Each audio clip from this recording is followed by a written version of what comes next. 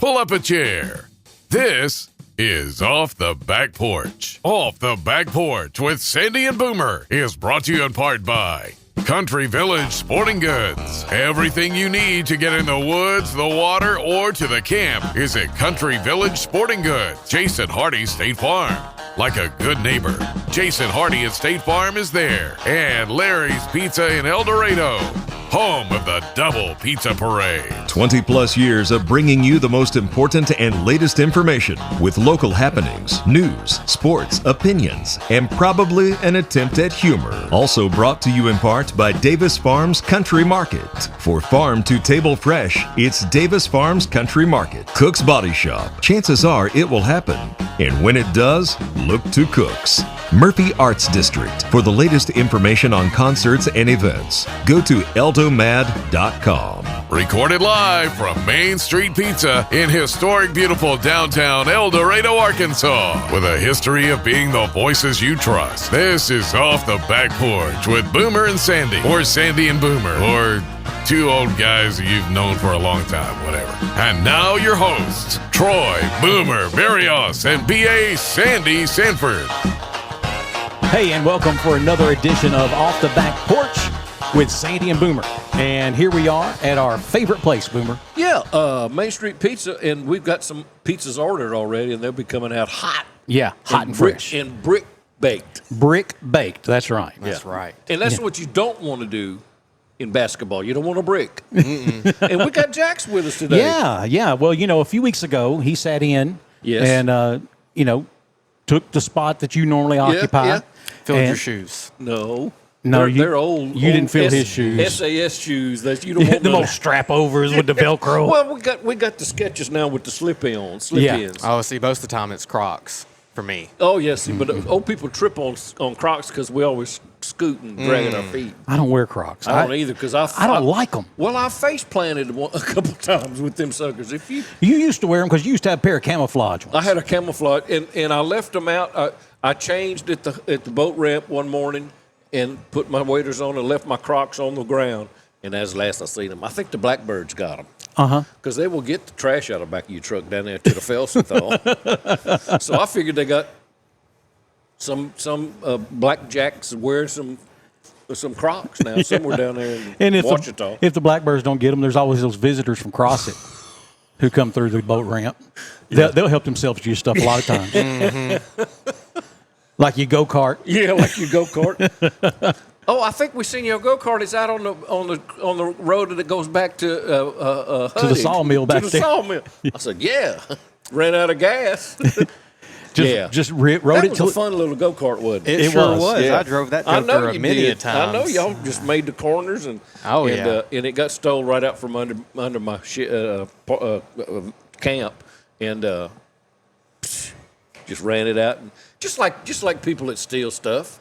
They used to years ago when they put the Indians on the plantations, they would give them a lot of stuff. They'd give them cars. This is a true story, or very well could be true. They would take that new Cadillac and run it until it run out of gas, and they just get out and just leave it there. Yes, it's no good. When sun come up next morning, no go. Anyway, that's stupid. Keep them cards and letters coming, folks. Yeah. That's care of Boomer.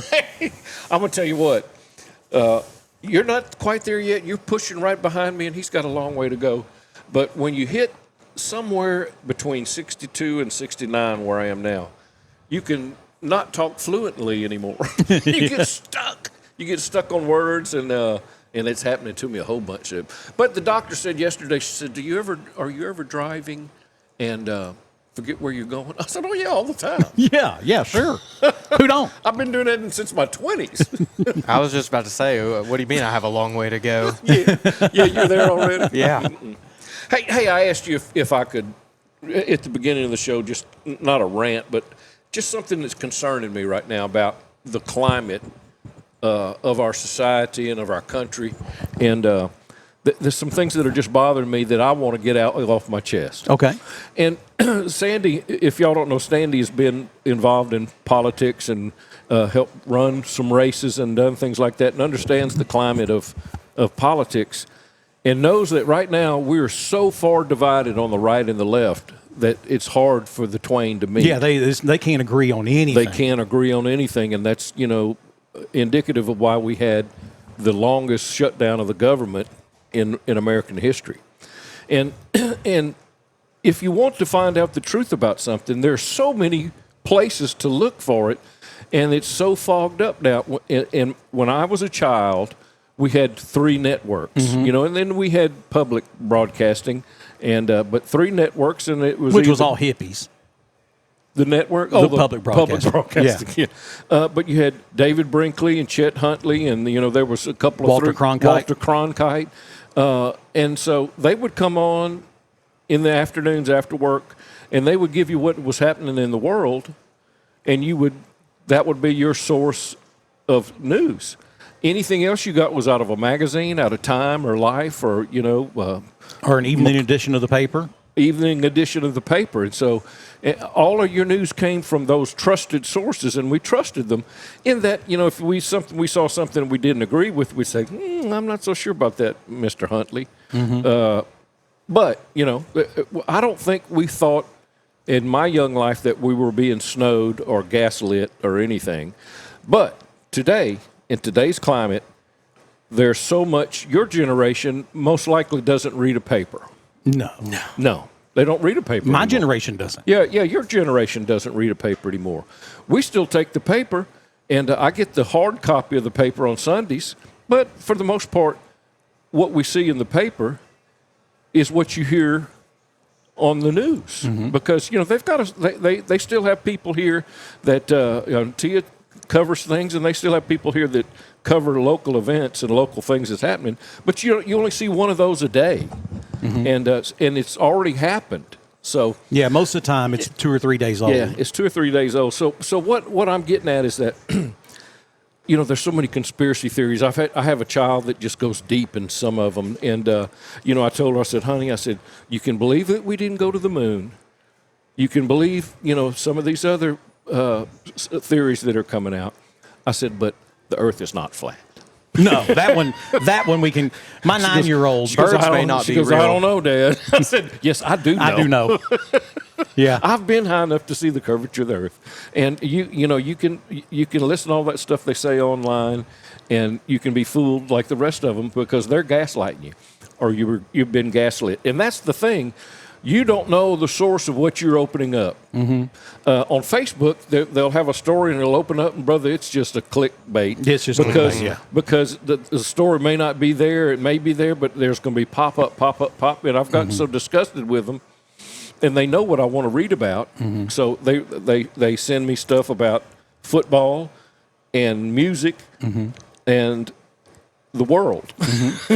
So I get all these that I don't read anymore. So here's my point. As bad as it is and as hard as it is for people to find the truth of what's actually happening in a situation, there's still some trusted sources. And let me first say that I'm not getting paid to say this or anything, but this group right here, South Arkansas Now, is a trusted source for national and local news because Sandy said he's not going to put anything on there that's not true. I mean, he wants to protect the integrity of what we're doing, what's being done here, and things that are happening, like when we had the fires up north a year or so ago. Sandy was up there breathing smoke in.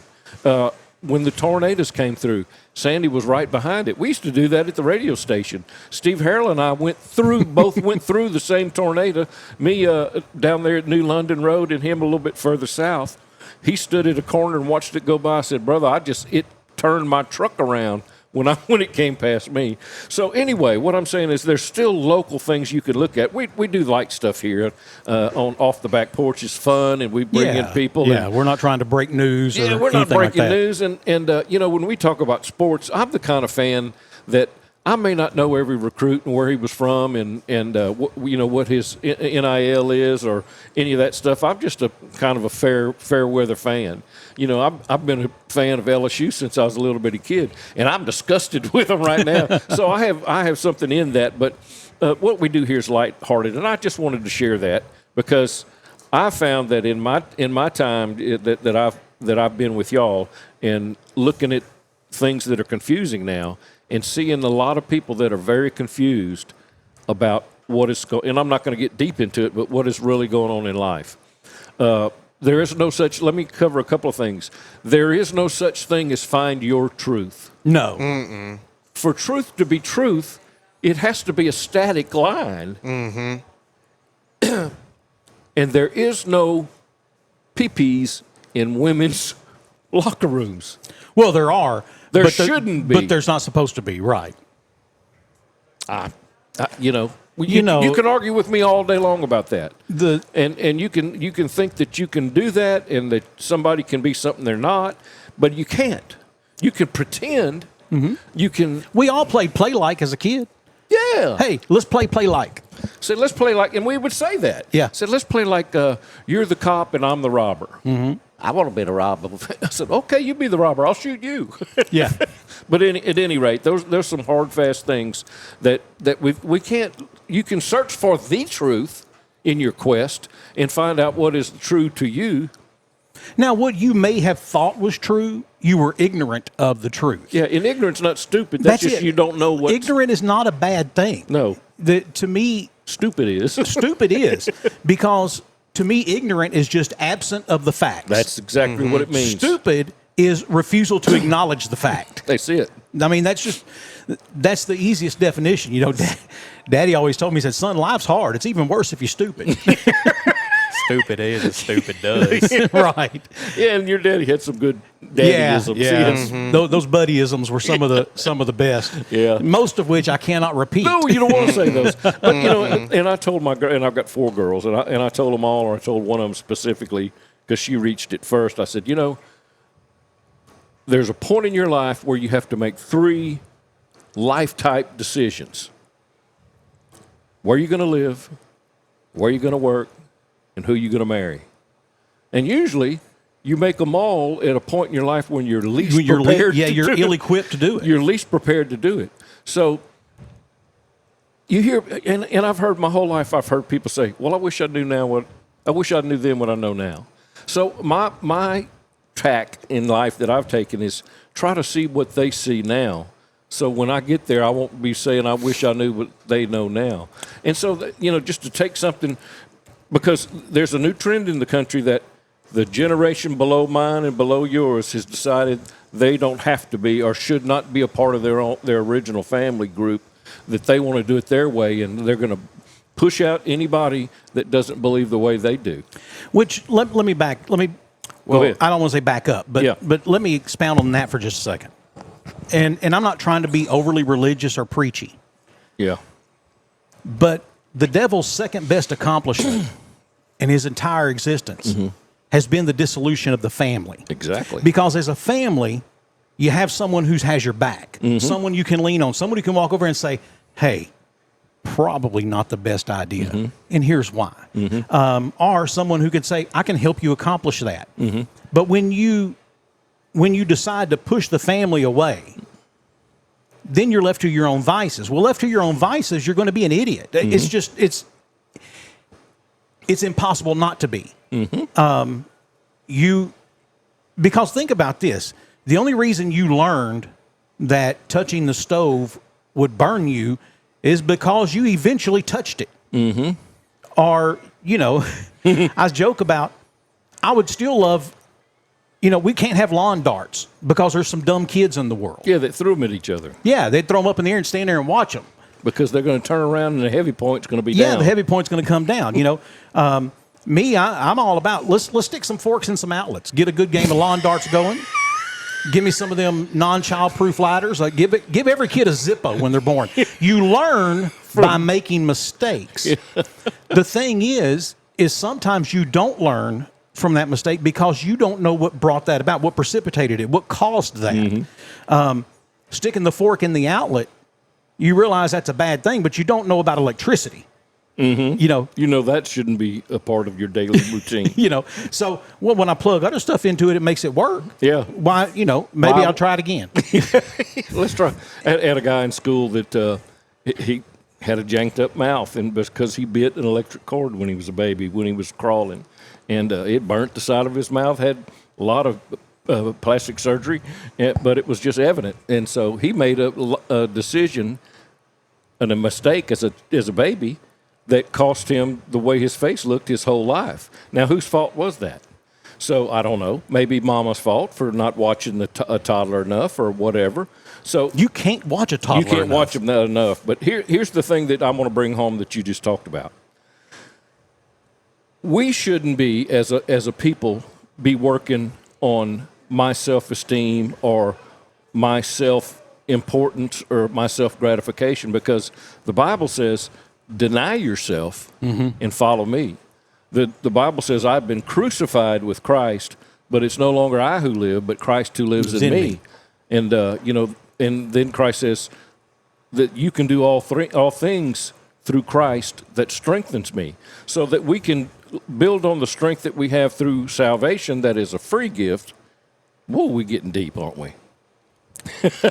Yeah, but it's, not to be too deep, but that's the whole problem. Bring it to a point is, at any point, if you think I can only rely on me, bad decision. Bad decision. Or I'm not saying that you need to.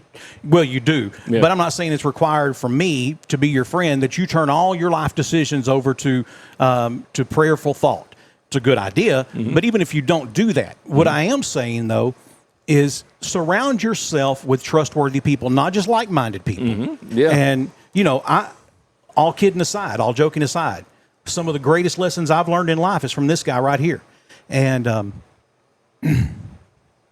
I can never thank him enough for that, because it was at times where we weren't in agreement. It was times where one time he looked at me and said, Sandy, we don't have to agree. It doesn't matter who's right. I said, yes, it does. It's like, no, it doesn't. And I turned and walked away. And he did. He turned and walked away. Okay. And after a few minutes to think about it, I was like, it didn't matter who was right. That's what the problem is with the far left and the far right is, we've got some quacks on the right side. We do. That think, we don't need to go there because everybody knows them. But on the left, there's some real quacks, and we don't understand them. I have no idea how they can look. And I've told Martha several times, I said, how can they look at this set of this bit of knowledge and twist it all the way around to where they're not seeing what is really happening, and perhaps I need to look at what they're saying. So I try to look at what they're thinking objectively, and I measure it against the scriptures. And you can't tell me that it's okay according to the scriptures. So that's my playbook. I don't necessarily know that I have to agree. I don't have to agree you. with them. I think it's important to try to understand where they get that. That's what I'm after. It was funny because someone asked me about it just this past week. Last week I was telling y'all just an offhanded comment about the Y2K guy that had come into my radio station, and the sky's falling. Everything's going to, water systems are going to fail, banking is going to fail, electric grids are going to fail, airplanes are going to fall out of the sky, and boats are going to sink. And I remember saying, I don't know how that happens, how, things can no longer be floatable, They have an electronic plug on them. It's going to fail. But someone was asking me about it, and we were kind of laughing. And I said, no, my thing is I did not agree with him, but I could see where he got his line of thought that the electric power grids would fail, that the water systems would fail, and that banking would. I see where all that came from. Anything that came that was hooked up to the grid. And, and the internet was still so new to so many at that time. So the thing is I can see, if I can see where you're coming from, I don't have to. But if you're just coming with some crazy stuff, about I married my dog. No, I'm sorry. I can't. We're too far away. Here, this used to be my litmus test. I have asked this to people. Do you believe that America is the problem or can be a solution to the problem? Your answer to that question would tell me whether or not we could even be compadres. We could be companions or friends. Because if you think America is the problem, we are too far divided. We can't ever that no koinonia is going to happen. that space, that chasm can never be crossed. Well, that's it. They've elected him. The mayor of New York City, the largest city in the United States, and in the center of commerce for the world, most likely. And the rhetoric that he had before he got elected, and how he sounded like Mein Kampf when he went on his acceptance speech, he was not declaring he was mayor of New York City. He was declaring they're going to change the world. This is just the beginning. Yeah. Yeah. And that's what he has in mind. Oh, exactly what he has in mind. Anyway. Hey, best of luck on that. I know. It just the first thing that he on day one that failed of his promises was the free buses in New York City. I said, "Oh, you can't." You know, he said he was going to tax that, and he can't do that. The state has to tax that, and Governor Yokel said, "No, we're not taxing that." He needed a new state tax to make that free. So, and plus he asked for donations to get his cabinet started. Well, on the bright side, I wanted to say this a minute ago, but you guys just didn't stop at any point. No, we didn't. But You just got to butt hey, look, in. if you're going to be on here, you can't complain. if I'm going to be on here, I need you to do better. Lead by example. No, I've never done that. Why would I start now? You know what? Great point. But actually, Gen Z is the most church population right now. It is. Yes. And so there are a lot of good things to look forward to in the way that they grow. And you know, I'm part of I'm right there on the cusp of Gen Z and millennial, just depending on who you ask. But I mean, it's really great to see all these people my age getting back into church and getting the right values and basing their life off of the right things, or at least starting to. And the pendulum is swinging, and we've seen that with his generation. That just by the amount of church, not membership, but church goers is increased in his generation. You know, and there are people who, unfortunately, they're coming to church, but they still smoke weed. That's not up to you. Repeat after me. I am no one's Holy Spirit. They're Leonard Skinner Christians. One of the most godly men I know. Yeah, smokes weed. No. Okay, no. You said smoke weed. One of the most godly men I know, a guy by the name of Mike Poor. Yeah, he is. Good guy. He is a good Amazing. guy. He typifies the fruit of the Spirit, and in my opinion, Yeah. he's that just guy. comes out of him Yeah, when it's you're just who around he him. is. That's right. And Mike tells the story about he had been saved for several months, and said he was sitting there in church one day, and pastor was preaching about something, and he said all of a sudden he got convicted about that bag of weed he had in his pocket At church. at church. But he said, I didn't know. You know, no one ever told me. He said, but until the Lord spoke to him, he said, so I quit smoking weed. It was that simple. If you will just introduce people to Jesus, he said these words, and I think he was wearing leather when he said it, because these are heavy. My sheep know my voice. It's that simple. Yeah. Just introduce them to Jesus, let him do the fixing. That's what it boils down to. Yeah. So, Good point, Jax. Thank you for that. I usually make those. whatever. Because I was ragging the generations below me. And well, we all do. We They've all been do. doing that since biblical times. oh yeah, my parents' generation went and said, I don't know what about these kids, you know, hippies and yippies or yuppies or whatever they are. Oh yeah. Well, y'all nearly ruined the world. Well, We did. I promise you that everybody in my generation and below blames you guys. Yeah, sure. Yeah. I mean, Yeah. you were the ones in charge for the last however many years. Yeah. Yeah. You're the ones that had to go home and latchkey kids, they call them, had to go home and do their homework because mom and daddy both And you know how worked. terrible we were? Yeah. We did your homework. We know how to write in cursive. we That is a useless skill. Okay. No, Go it is sign- not. If you have to sign a document, give us your signature. Other than a signature, which most people don't even do in cursive anymore. They just kind of jot their name real fast. yeah, Yeah. I know. they what- jot it real fast. I mean, most people, their signature is just them writing their name really fast. I've seen Yeah. so many people do signatures, and that is exactly what it is every single Yeah, time. they just- Or just somebody that doesn't know cursive. Yep, that they just write real fast. What gets me is you don't know cursive, I mean, why would I? but your younger brother, Who is a school teacher? right, Yeah. not only knows cursive, but has the best penmanship in our has good family. penmanship? Well, You have he pretty and good Micah. I mean, well, they write the exact I same. do when I try. Try, me too, yeah. Yeah. I have amazing penmanship. When you write like a serial killer. You look like, when you write a letter, it looks like you cut out pieces from different magazines and glued it on a sheet. What are you talking about? You have amazing penmanship. It's not that bad anymore. But it's not amazing. love Yeah, this I was maybe love making this dynamic. hyperbole. No, my handwriting is still. I get asked, "Hey, what is that? What word is that?" Yeah. They couldn't even deduce based off of the context. clues.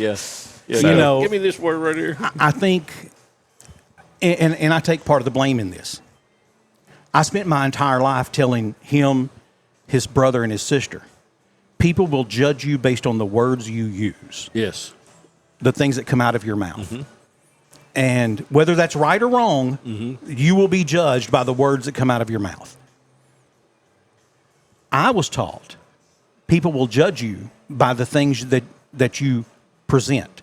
So handwriting was one of course, we had entire classes Yeah, we were taught penmanship. on penmanship. Yeah. Which I tend to agree with you. Who cares if you can write in cursive?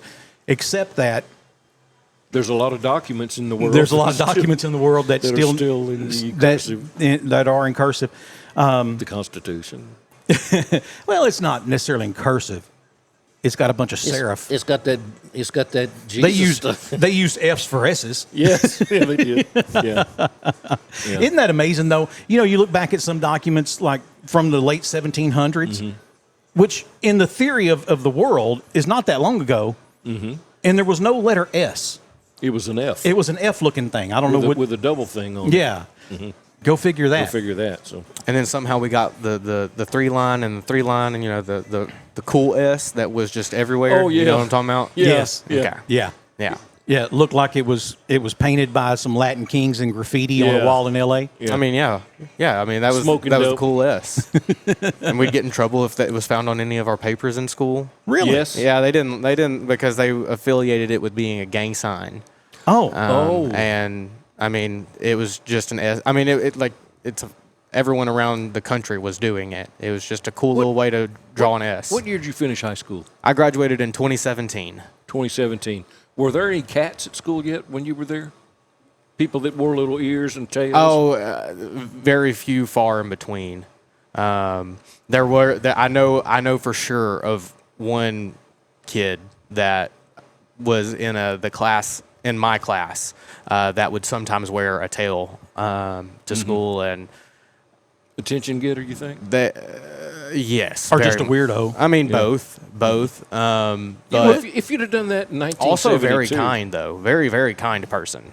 Well, see, that's the invitation to get your tail pulled and beat up. Yeah.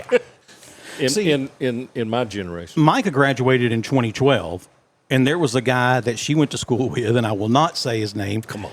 No. Come on, man. But he carried a briefcase to school every day. And they made unmitigated fun of him Yeah. every day. And I think he's a cop now. Anyway. So, we had some weird kids, but no furries, nothing like that. Yeah. There were some kids who were a little too eager. Well, there was one guy, I remember, he was way too eager to wear nail polish. Oh. There would be some reason, some girls would be in class doing their nails, and Let's do mine. yeah, let's do mine. See what it looks like. And he'd wear it for days. Caleb Williams. So, do what? Caleb Williams, NFL quarterback. Oh, yeah. Yeah. But and again, this is your guys' fault because you were in charge of the kids and just let them roam the internet for free, and now everybody's Well, we didn't know what the internet And next was. thing you know, they were looking up NEKKID Stop. pictures of Vanessa Hudgens. I mean, is it the worst thing I could have looked up? No. No. Probably. Are you disappointed in me looking back at it? No. Okay. Well, No. I thought it was kind of cool, actually. Yeah, right? So, okay. I mean, I had my mind on the right things as a young, prepubescent. The thing was when I said, why would you ever look that up? He's like, Daddy, come on. I heard on the radio, they said she sent naked pictures of herself to Zac Efron, and I know that's not true. He was a little bitty boy. Because he said, I would die if someone even saw me in my underwear. And he said, so I looked on the internet and I didn't see any, so I knew it wasn't true. Yeah. Yeah. I mean, he looked up naked I remember pictures. the story. So, Hey, let's move on to something else here real quick. Of value. Well, there's very little of value on this podcast. All right. But, I love lists. Oh, I know you do. And so I saw this one the other day. This is according to Rolling Stone magazine. The top 8 action movie stars of all time. The top 8 action movie stars of all time. Arnold Schwarzenegger. Arnold Schwarzenegger is number 3. Tom Cruise. Number 1. Knew it. And 2 should be Bruce Lee. Bruce Lee. No, he's not on there. He's down Did not there. make the list. Okay. Action movie stars of all time. Oh, you got to be some of the 007 guys. There is not one James Bond. Shut up. Sean Connery, Roger Moore. None of them? None of them. None of them made Who the made list. this list? Rolling Stone. Rolling Stones. Okay, you said that. So it's going to be a hippie list. Yeah. Gosh, we've only named 2. Guy who plays Captain America. Is he on there? Chris Evans. Is he on No. there? Wow. No, there's no Marvel, DC, none of those. Just action? Adrian.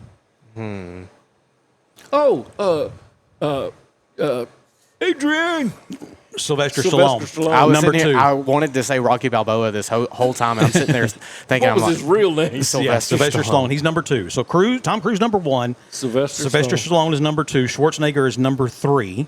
Gosh. I can give you number 8. Okay, 8. Denzel Washington, which would not have made my list. Because to me, you left off someone really big on. They left off someone really big on this list. Okay. John Wayne. Bruce. John Wayne is not in the top 8. He was in the honorable mentions. Not Yippee-ki-yay, Not Bruce Lee, but Bruce Willis. Bruce Willis. number 5. Yeah.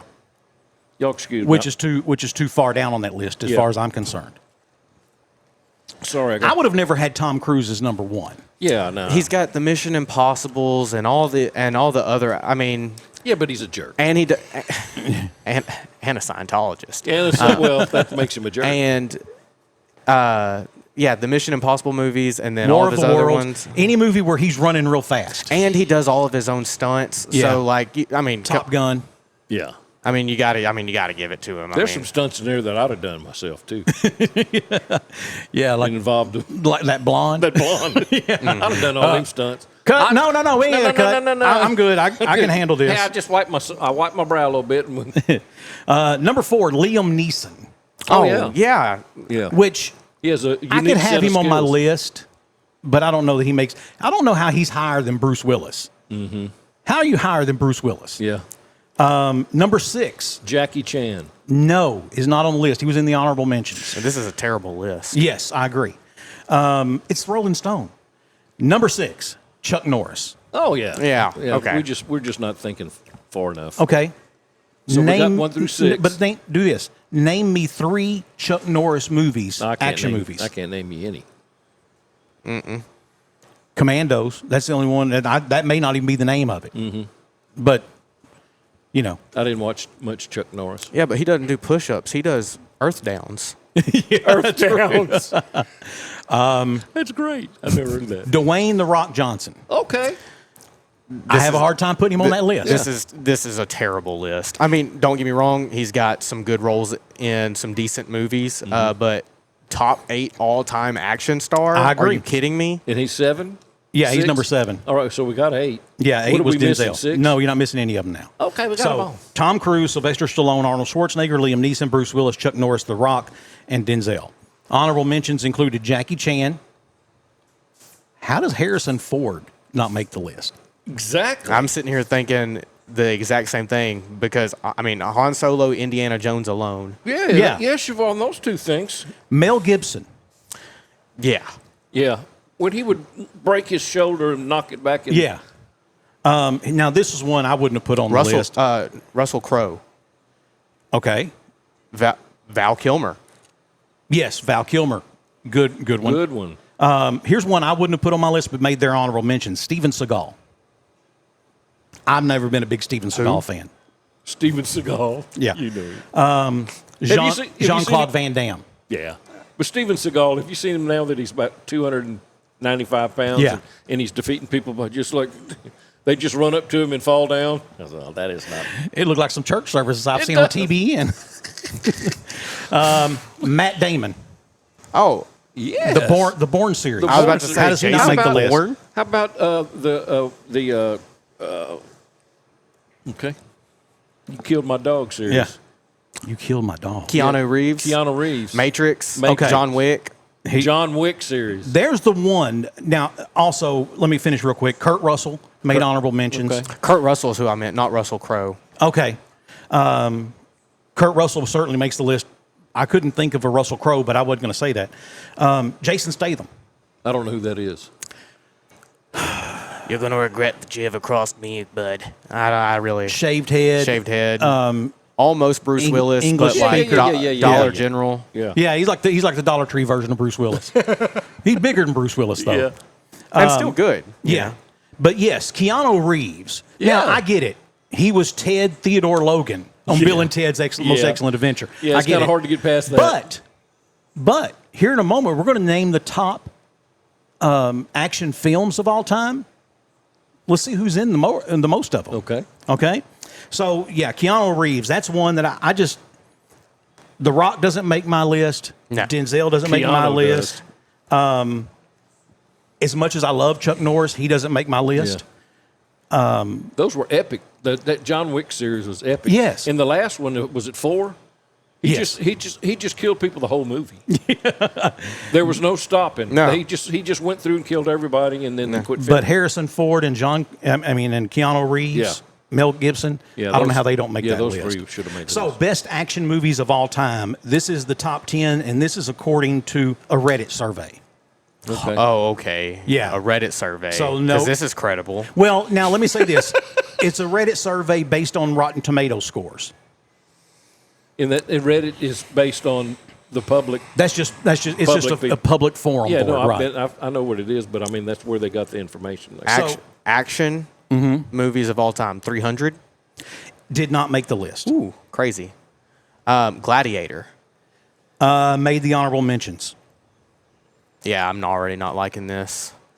But you got to remember, you're thinking in your lifetime. I'm not. One of the Mission Impossibles. The Mission Impossible series is number 7. What about the Would Tombstone be on that list at all? It is not. That is. It's not an action movie. It's not. there's some action Kinda. scenes in it? Yeah, there's action scenes. Yeah. That's like calling Juno a rom-com. I personally think it is, but there's a lot of people who don't. But that's another subject. Let's see, number 10, because you'll never guess this one. Point Break. Oh, that's when they robbed banks and they were surfers, and that Yeah. was Patrick Swayze. Patrick Swayze. And Keanu Reeves. Keanu Reeves. That's right. Never seen it. Keanu was the head bad guy. No, Patrick Swayze was the bad guy. Oh, Keanu was Bodie. the cop Yeah, Keanu was the cop. that infiltrated. Yeah. Number 9, if the bus goes below 50 miles an hour, Speed. Speed. Yeah. Starring whom? The girl. Sandra Bullock. Sandra Bullock. And who was driving the bus? Keanu Reeves. Keanu Reeves. Haven't seen it. Good movie. Great movie. Yeah, Okay. someone rigged the bus to where if you go under, Yeah, I You saw had to the get above trailers. 50. Once it got above 50, if it ever got below 50, it would explode. blow up. Yeah, I saw the trailers. I just haven't seen the movie. Okay. Number 8, according to this list. And I don't have a real problem with this list because it's pretty good. Taken. Yeah. Taken was one of my next guesses. Yeah. I mean, When he says he Liam has an Neeson. unusual I don't set have of- much money. but I have an unusual set I have a of- unique set of unique skills. set of skills. Yeah. Number 7 we talked about was the Mission Impossible series. How about the bricklayer? Who the guy that's posed as a bricklayer and he came in and killed everybody? Okay, never mind. You didn't make it in your mind, so it's The Matrix series is Yeah. number 6. Yeah. Keanu Reeves. John Wick series, number 5. Keanu Reeves. Number 4. And I don't know how they got this one. I don't necessarily disagree with it. Total Recall, Arnold Schwarzenegger. That was. I mean, it was a themed movie. It wasn't really a. Well, it was an Had action some movie. action. It was an action movie, but I don't know how it beats out Predator.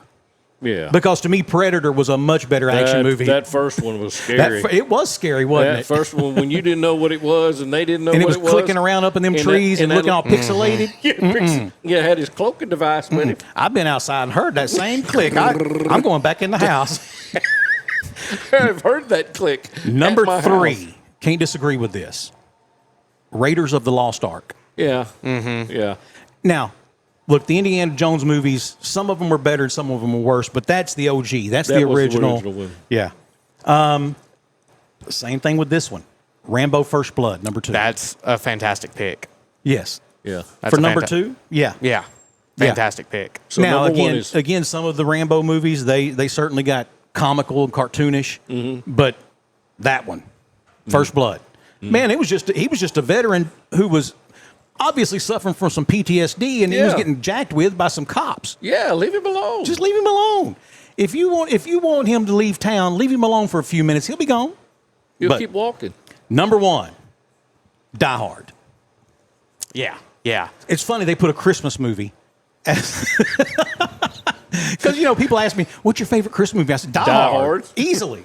Dirty Santa. Is Die Hard a Christmas movie? I'm like, well, yeah. It was Christmas. It was a Christmas party.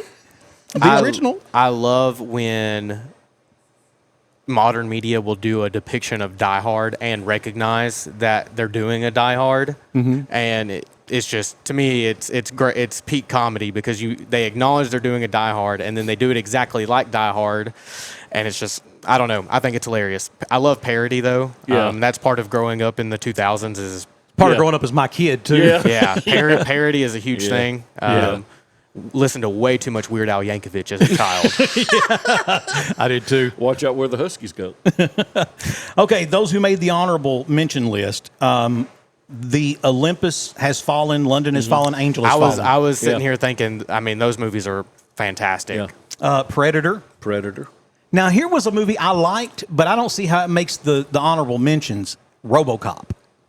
Didn't really care for RoboCop It was, that much. to me, it was cheesy. Yeah. Of course, that came out during the Max Headroom Okay. era. Now, here's what I don't understand. Total Recall from Arnold Schwarzenegger makes number 4, but all of the Terminator series makes honorable mention. Wow. To me, the Terminator was series better. belonged It on was the better. list. Hey, and can I give you a little bit of history? The first movie that Martha and I went to see that as a date was Arnold Schwarzenegger Yeah? in Total Recall. She says, "Is this going to be violent?" And I went, "Yeah." Yeah, I'm sure it will be. You know, that's Yeah. the guy's thinking he's going to take a date and take her to See an scary action movie, yeah. Let's see. The Bourne series. Yeah. Those are fantastic movies. Yeah. The Alien series. Yeah. Sigourney Weaver. Yeah. I did not see those as a kid as an action movie. To me, it was more like a horror movie. Yeah, it was scary.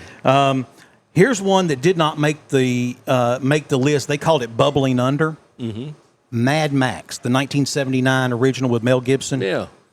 And I'll tell you, Daddy took me to see that at the drive-in. 1979. Huh. And he had that Camaro. It was still pretty brand new. They had cars back then. Yeah, and the world was not just in black and white. And we went to the drive-in to watch Mad Max, and I was like, I have never seen this much killing in my life. Let's take a break. Yeah. And when we come back, think about this: best westerns Oh, okay. of all time. right. Now you'll really have to think past your you gotta go lifespan back. because they go beyond mine. Yeah. And some go beyond yours. Yeah. But we'll be back with more of Off the Back Porch right after this. Spice up your tailgate with locally raised farm fresh products at Davis Farms Country Market, like the new Code 3 and Davis Double D Farm Salsa, fresh from the field in locally grown purple hull peas, super sweet vine ripened cantaloupes, Arkansas made meals that are easy on your wallet and your time. And nothing says fall has arrived like mums and pumpkins. There are plenty to choose from at Davis Farms Country Market, 4523 Junction City Highway, or call 870-639-1323. Buying this boat was a total no-brainer. Okay, I get it. You say no brainer and the guy with no brain shows up. I'm sorry, we met our new boat. For a new boat, you don't call me. You call State Farm. Like a good neighbor, State Farm is... There? I was gonna say that. He's right. Your State Farm agent can help you choose the right coverage for your new boat and your RV. It's kind of a no-brainer. Easy decision. All right. Like a good neighbor, State Farm is there. PCI has been shaping the future of manufacturing for over 40 years, and they're doing it right here in El Dorado, Arkansas. PCI is one of America's leading producers of polyethylene containers, known for quality, innovation, and teamwork. Join a fast-paced, rewarding career where your work keeps the world moving. And because PCI is a veteran-owned company, they value things like dedication, diversity, and drive. Are you ready to take your career to the next level? Apply today at polypails.com/careers. Everybody loves a parade, and Hilarious Pizza throws parades all the week long.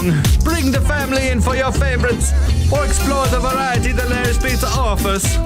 Come join us at Hilarious Pizza for the greatest parade ever. Hey, welcome back for more of Off the Back Porch with Sandy and Boomer. And I apologize, Jax. I did not introduce you. It's not like you need an introduction, but I did not introduce you as our guest this week. You said a few weeks ago that you wanted to come on here when Boomer was here, and because you felt like it would give you someone intelligent to talk to. And For a change. For a change, yeah. So welcome to the show, by the way, officially.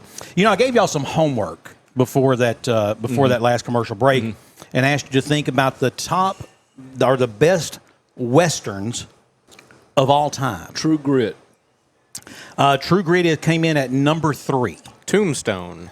Number 1. Of course. Texas Across the River. No, not on the list. Gosh. True Grit remake.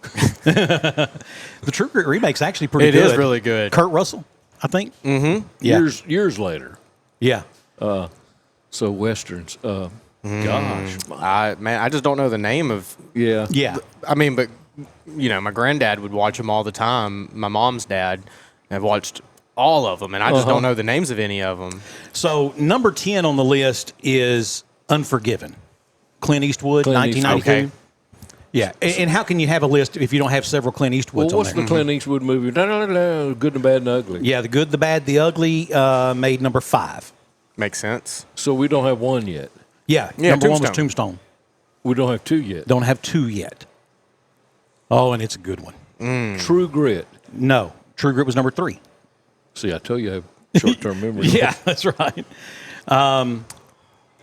Number 2, The Outlaw Josie Wells. Oh, yeah. Oh, duh. And let me tell you, that's right where if it's not going to be number 1, it has to be number 2. Yeah. Now, to me, I can't say it rightfully belongs as number 1 with Tombstone, but I would not have been upset if either one of them were number 1 and number 2, because The Outlaw Josie Wells is one of the greatest Westerns of all time. How about the parody of the Western? Blazing Saddles? Blazing No, it Saddles. did not make the list. Come on, man. Now, the ballad of, not Ricky Bobby. Yeah. No. Ricky Bobby. There is one with one of the guys off of Oh Brother, Where Art Thou?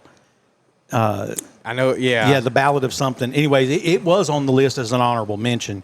Number 3, True Grit. Number 4, Gary Cooper, High Noon. Oh, man. See, that's before me even. Yeah. Yeah.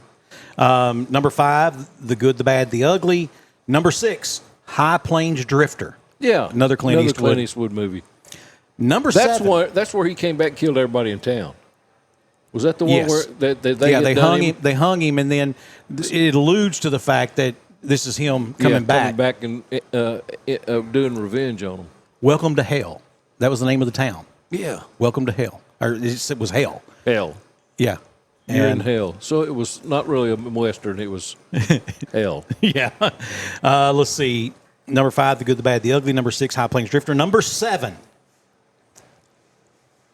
I can see it on the list. To me, this is a little high for me, but it's again, it predates me.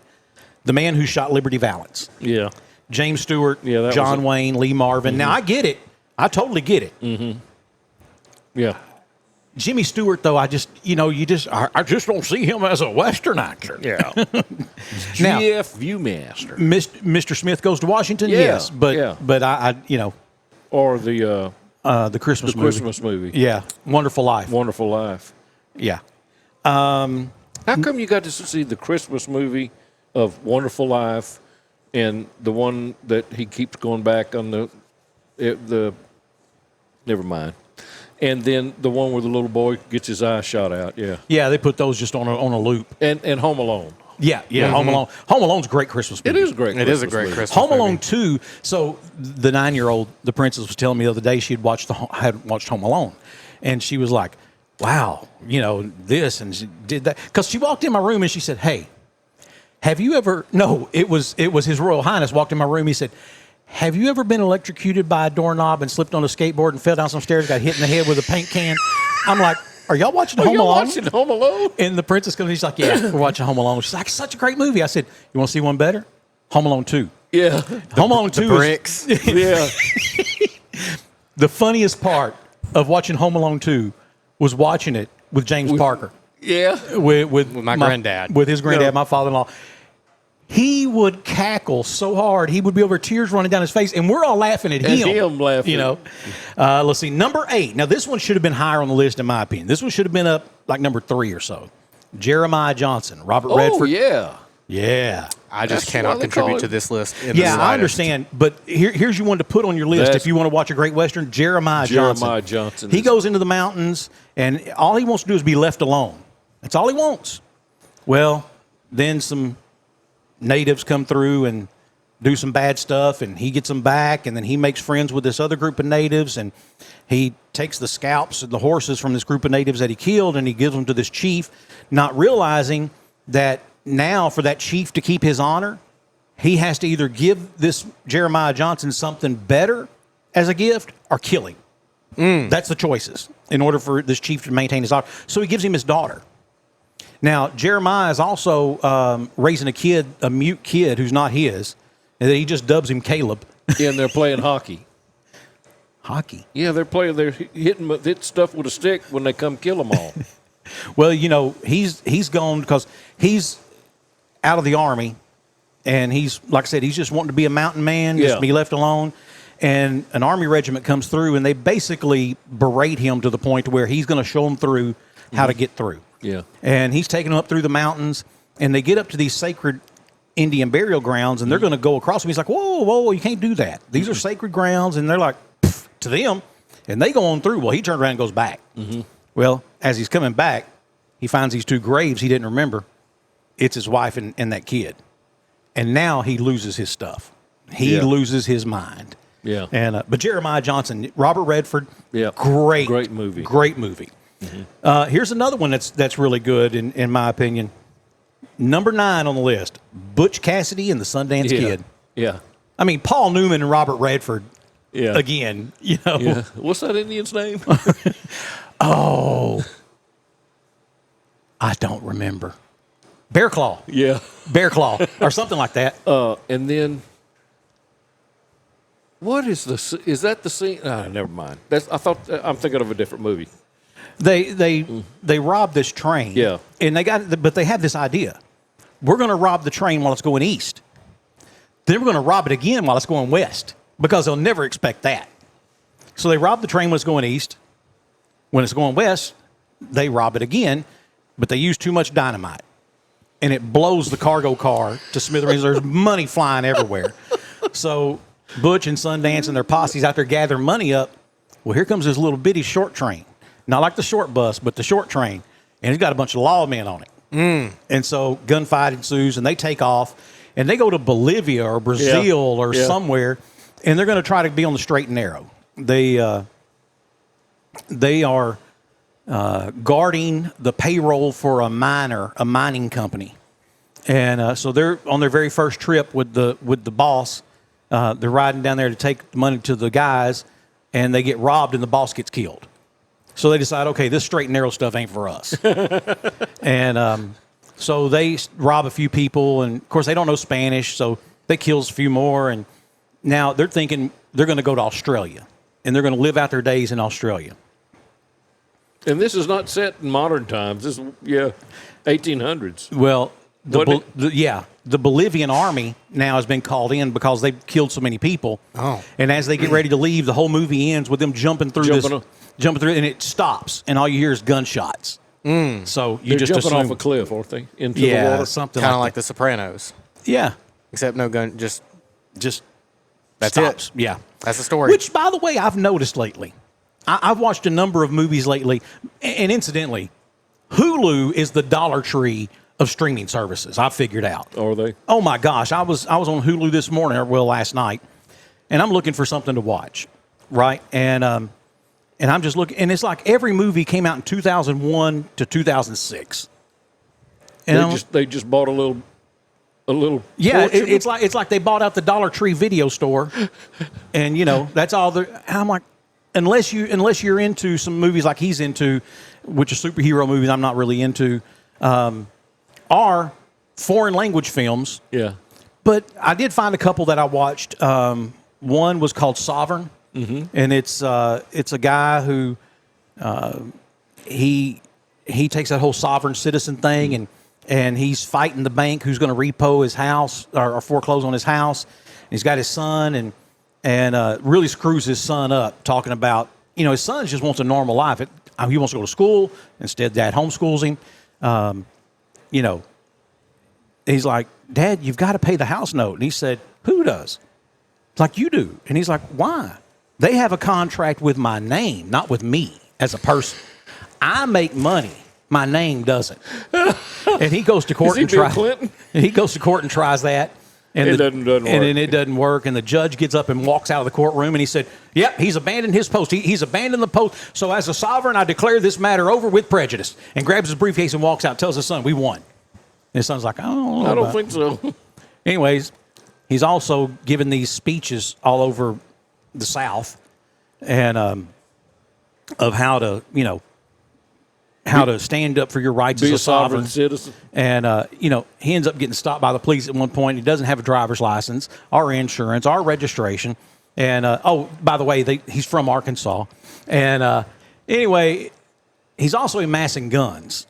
Mm-hmm. Always a bad combination. Mm-hmm. Anytime you're watching a movie and a guy wants to be a separatist or a sovereign and he's amassing a lot of guns, he's on someone's radar. Uh-huh. Mm-hmm. Just know that. Well, they end up killing a state trooper and another guy, and then they get shot up by the police, him and his son. Son gets killed, and then the movie ends. What's the name of it? Sovereign. Sovereign? Mm-hmm. Yeah. I watched one the other day. It's an older movie with David Duvall and Costner. Open Range. Yes. Good movie. Have you seen it? Mm-mm. It's one to watch. Good movie. It's not a typical Western. But it's pretty cool. Good plot. So with this list, it made me think back on something that Uncle J.L. would say. Yeah. In Cajun. Yeah. And see if you Sasse de la mer. Well, I can't say what that means. Well, you can. But I'm not. It means bull excrement. Yeah. Is basically what it means. Sasse means that is. De la mer. Yeah. Yeah. And MADRE is the poo-poo. Yeah. So that's what that means. So some of those lists, I thought about that. And, it's amazing the things that just come back out of nowhere. So we were talking earlier about, you lose words at times. Mm-hmm. I do as well. But we've been on this podcast before, and I'm like, I don't know. I can think of it. I can see his face. But then amazingly, just, gade donc. Yeah. And or gasse donc. And so in Cajun, gade donc or gasse donc is look at there. Look at that. Well, I'll be darned. Or I'll be darned, yeah. And it's Son just kind of it's just kind of all those little colloquialisms. Yeah, like a phrase of amazement. But those things just come to mind every now and then. Yeah. And I worked with a lady, and I was stressing. I was trying to find. I had to match what I had on my computer with what was on this paper. And I was just off, man. It was like $11, and you can't be off $11 because if you're off $11 here, it just gets wider as you go. And I find I get up, leave my desk, walk around, go do a couple other things, come back to my desk, and I sit down, and there it is. I see it right there, boom. Mm-hmm. And I'm like, well, God, they don't. And she's like, what does that mean? No, she was Cajun. She knew. Yeah. She's like, look at you. She said, what's the name of that sausage? I said, andouille. Yeah. And she's like, that's how I know you know a real Cajun. She said, because you don't call andouille. Andouille. No, it's or andouille. New Orleans. Yeah, or New Orleans. If you say New Orleans, you don't know what you're talking about. No. Anyway, those lists, there was some good stuff on there, but again, Now, Jeremiah Johnson should have been higher on that list. You know, I'm in a series right now that follows and this would be something that you're interested in, that follows a game. It's called Halo. Have y'all seen Halo? Well, I haven't. I've not seen it. I haven't seen the series, but I definitely did play the game. Several of the Halo games. Yeah. Yes, it's a great story. And this is a great series. I'm rewatching it. Oh, I watched okay. it. It came out in like 23 or 22, and I watched it. I'm not much of a then. sci-fi guy. Outside of the Twilight Zone, I never really got into sci-fi. I love the sci-fi stuff. Yeah, I love the sci-fi stuff. In a world. Yeah. I love that kind of stuff. Rod Serling had one of the best voices. Yes, and that show that he had was great. But yeah. Now Joe Rogan says he had to quit playing Halo because he would neglect everything else while he was playing. Yeah, Halo was I started with Halo 3, the third one, which is widely regarded as the second best one, right behind Halo Reach. And that's about the planet Reach. Yeah, and just phenomenal gameplay, a great story that makes sense, and when you really get into the lore, it even comes up on my TikTok, like talking about the lore behind Halo and just the history of it through the storylines, and they have comics and stuff on it too, and that's definitely a series that I probably would like to watch. But at the same time, I'm a huge Star Wars fan, and I still haven't made time to watch several of the Star Wars, several of the TV series that they've come out with. Lord, no! In the last few years, and I know that some of them are good, and I've heard that Andor is phenomenal, but I never sit down and just watch something ever. I have to be doing something. It's the ADHD. Okay. Is that thing I have to be doing something, and it has to be interesting. Otherwise, do you sit there and turn the lights on, switch on and off? You don't do that, do you? No. That's obsessive compulsive. Yeah. Yeah. So, talking about games you play, and he had turned me on to this one, and that is Assassin's Creed. Oh, yes. And so I've been playing, for those of you who play Assassin's Creed, the Ezio series. Ezio series, which is Assassin's Creed 2, Assassin's Creed Brotherhood, and Assassin's Creed Revelation. Yeah. And I just finished them. Wow. And, wow, they are good. See, started Assassin's Creed 3. I'm back. Not impressed. I'm back at Pac-Man, and when things first came out, that's when I was 3 lives and it's over. Yeah. Assassin's Creed 3 is a slow boil. Okay. But I promise it's a boil. I mean, that one gets good. Well, you told me the same thing about Assassin's Creed Revelation, and it did get much better. It was very slow to start. It was, yeah, but Assassin's Creed 3, same thing, slow to start. But I think part of that is because I just finished. So when you finish Assassin's Creed 2, and it's high drama, and every fight scene is, really you got to be on your game, and then you go to the next one and you're back at the bottom, and it's like, this is so easy, and so I get it. I just have to play it through and see. I was thinking about this last night, and insomnia. It works wonders in my world. Most dangerous places for Gen X, and because I was thinking, what's the most dangerous situations I've been in? Now, my cousin Lewis, my cousin Tony, and I ended up going to a crack house one time. That was pretty dangerous. On purpose? Well, we didn't realize that's what it was. Or Lewis and I didn't. Tony might have. I don't know. But I think Tony wanted to buy some weed, and we went with him. And we walked in, and after we walked in, Tony and this other guy went off in another part of the house. And then I hear clunk, clunk, and I turn around and look, and they've just shoved a metal bar through a steel door that we had just walked through. I didn't realize it was a steel door, but a big piece of I-beam shoved across there. You're locked in now. We are now locked in. Yeah. And there's a guy standing at the door that all 3 of us couldn't take him out. Yeah. To let you out, you got to go through him. Yeah. And so you did get out because you're here. Yeah, obviously. And we got out without incident, thankfully. But that's one of those where the Lord protects the stupid. Yeah. Because we were stupid. But other than that, the most dangerous place I think I've ever been is in the car with my parents. When I was a kid, we'd get in Daddy's Camaro after he'd been bowling and then gallon, and he'd say, "Now listen, I'm a little sleepy, so if I start to drift off the road, just nudge me or Daddy. something." You know, I'm a little sleepy. okay. Oh no! Did that seatbelts? Yeah. You know, those were shoved in under the seat. Yeah. Because at any point, you know, Daddy may need both hands to light a cigarette, and I got to grab the wheel. You know, hey, hold this wheel. He didn't wait for me to reach for the wheel. He just told me to do it, fully expecting I'm going to grab the wheel. You know, so you had to jump over there. And what about when our parents drove those big freaking land yachts? Yeah, and the dashboards were pointed. Yes, the dashboards were pointed. Made of metal. But the doors on those things were 400 pounds apiece. Yeah. And you know, you're a little kid. You're not shutting that door all the way. And there was no alarm or alert to let you know that the door's open. Yeah. So, you know, you leaned up against it and stepdad takes a corner a little too fast and you fall out on the ground. Brrr! The hell's wrong with you? Get back in the car. Yeah. True story, by the way. Yeah. So when I was in college, our kind of MO was take the girls and scare them. That's what you told us. Yeah. And we would do stuff like hide somebody in the graveyard and, you know, drive up there and said, well, we've heard, you know, there's some funny, you know. And he go, you know, you couldn't see him. But so these guys one time said, and Jax, you've heard this story. Jax hadn't heard this story. Said, I got a place I think we should go take these girls to scare them.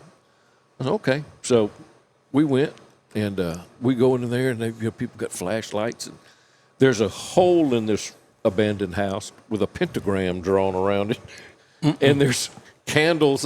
You know, the walls are knocked out, so the studs or the cross members they got candles all over them. And I said, I said, we gotta go. That's usually how the bad part starts in a scary movie. Yeah.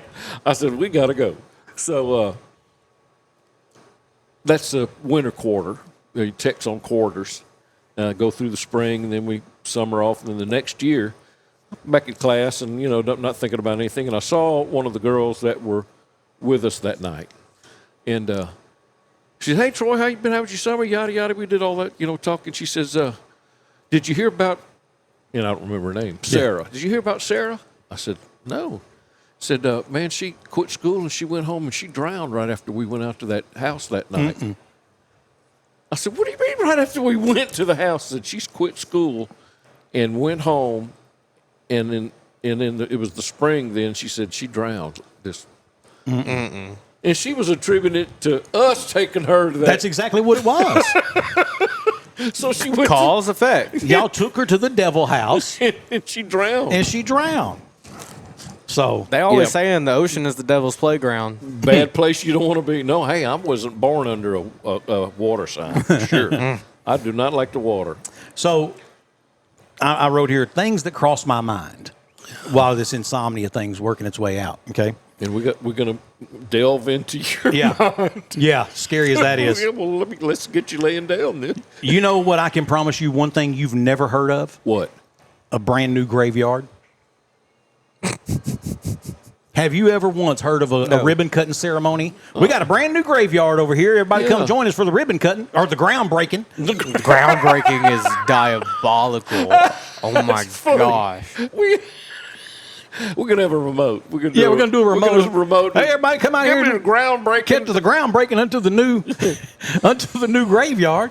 Y'all People are just right. dying to get in. You stab them, we slap them. Yeah. That ain't right. So here's my question: what percentage of Americans are cremated? Oh, I don't know, but Fro and I 37%. Y'all gonna be cremated? Yeah. I think it's less than that. I think it's probably in the 20s. It shocked me because you're both very wrong. You can add the two of y'all's together and it doesn't reach over 50? 60%. It's cheaper. Of America. Yes. It is cheaper. 60% of Americans are cremated. Okay, so let me ask you this. I know we got a list here of things, but so if I get cremated, you know, the whole Bible says, you know, the dead in Christ shall rise. Well, what are they going to rise out of? You're going to look like a dust cloud. What about my brother? We dumped him into the Gulf of Mexico. Oh, he'll the come Gulf out. of America. Well, the Bible says, and the sea will give up its dead. But he's dust. Yeah, so are you if you get cremated. I know. That's why I'm thinking twice about it. Adam was dust before he was Yeah, he to was dusty man. shall return. And dusty shall What's the difference? You just speeding up the I mean, somebody who was born buried more 300 years ago. I mean, just a couple years ago. I mean, all that's left is their bones and their hair and their fingernails. Yeah, hair and fingernails. Okay. So with 60%, I'm all right then. yeah, 60% of Americans being cremated, I thought, well, how many Americans die a year? In 2023, it was roughly 3 million Americans died. So that, quick math, tells me that's 1.8 million. 1.8 million people were cremated, which leaves 1.2 million to bury. Where are those bodies? They're all over the place. At what graveyards? There ain't no new ones. Sure there are. Where? Where have you ever heard of there being a new graveyard? I'm sure somebody's starting new ones every now and then. Got to be. Or they're just adding, like you say, they're just adding on. They keep adding. Go ahead. I got a business idea. Oh, here we go. I mean, there's some money people die every day. We just need to own a graveyard. There we go. Yeah. Yeah, but that's just a one-time bill. Yeah, but you get a whole lot more for it per acre. Yeah. Well, yeah. And you bury them deep enough, you could probably bury two. Not when you put that stone up there. Yeah. Well, eventually all them people are gone. Yeah. And maybe your great-grandsons can just pick all them up. Yeah. Yeah. It's a perpetual business, isn't it, Jax? That's right. In perpetuum. It never stops coming. Yeah.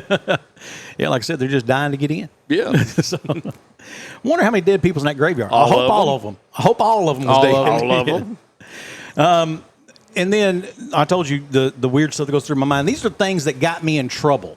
That go through your mind? In school. Oh. Yes. So in 6th grade was the first time I had ever been to a school where you change classes. Okay. In the middle of the day. Hambrick Junior High in Houston.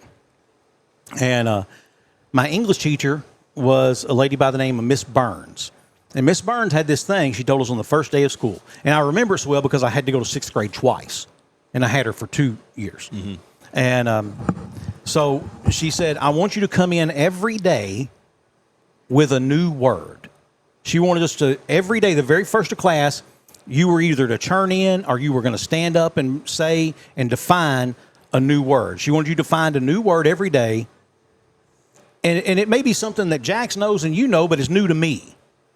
Well, here we go. Me being the little badass I was. Smart aleck. Yeah. I can remember a number of them. One was a dick. A dick. Yeah. That's a word. Yes. And what? It's a small antelope in South Africa. Yeah. A dick. Yeah. A dick sissel. So you had this dick fixation. Well, it wasn't just dicks. But a dick sissel is a... That's a thistle. No, it's a finch. It's a bird. Okay. A black-throated finch, as a matter of fact, common in the central U.S. Okay. What we call flyover states. Titty nope. See, you were definitely. I got in trouble. I'm you just were a telling you. 6th grader for sure. Mm-hmm. You didn't even have the internet. No, encyclopedias and dictionaries. Encyclopedias and dictionaries is what we had. Homie was going to the library and checking out the D and the T. Librarian definitely knew what was going on. Titty nope is a small amount of something that's left over. So, no one That's wants lanyap.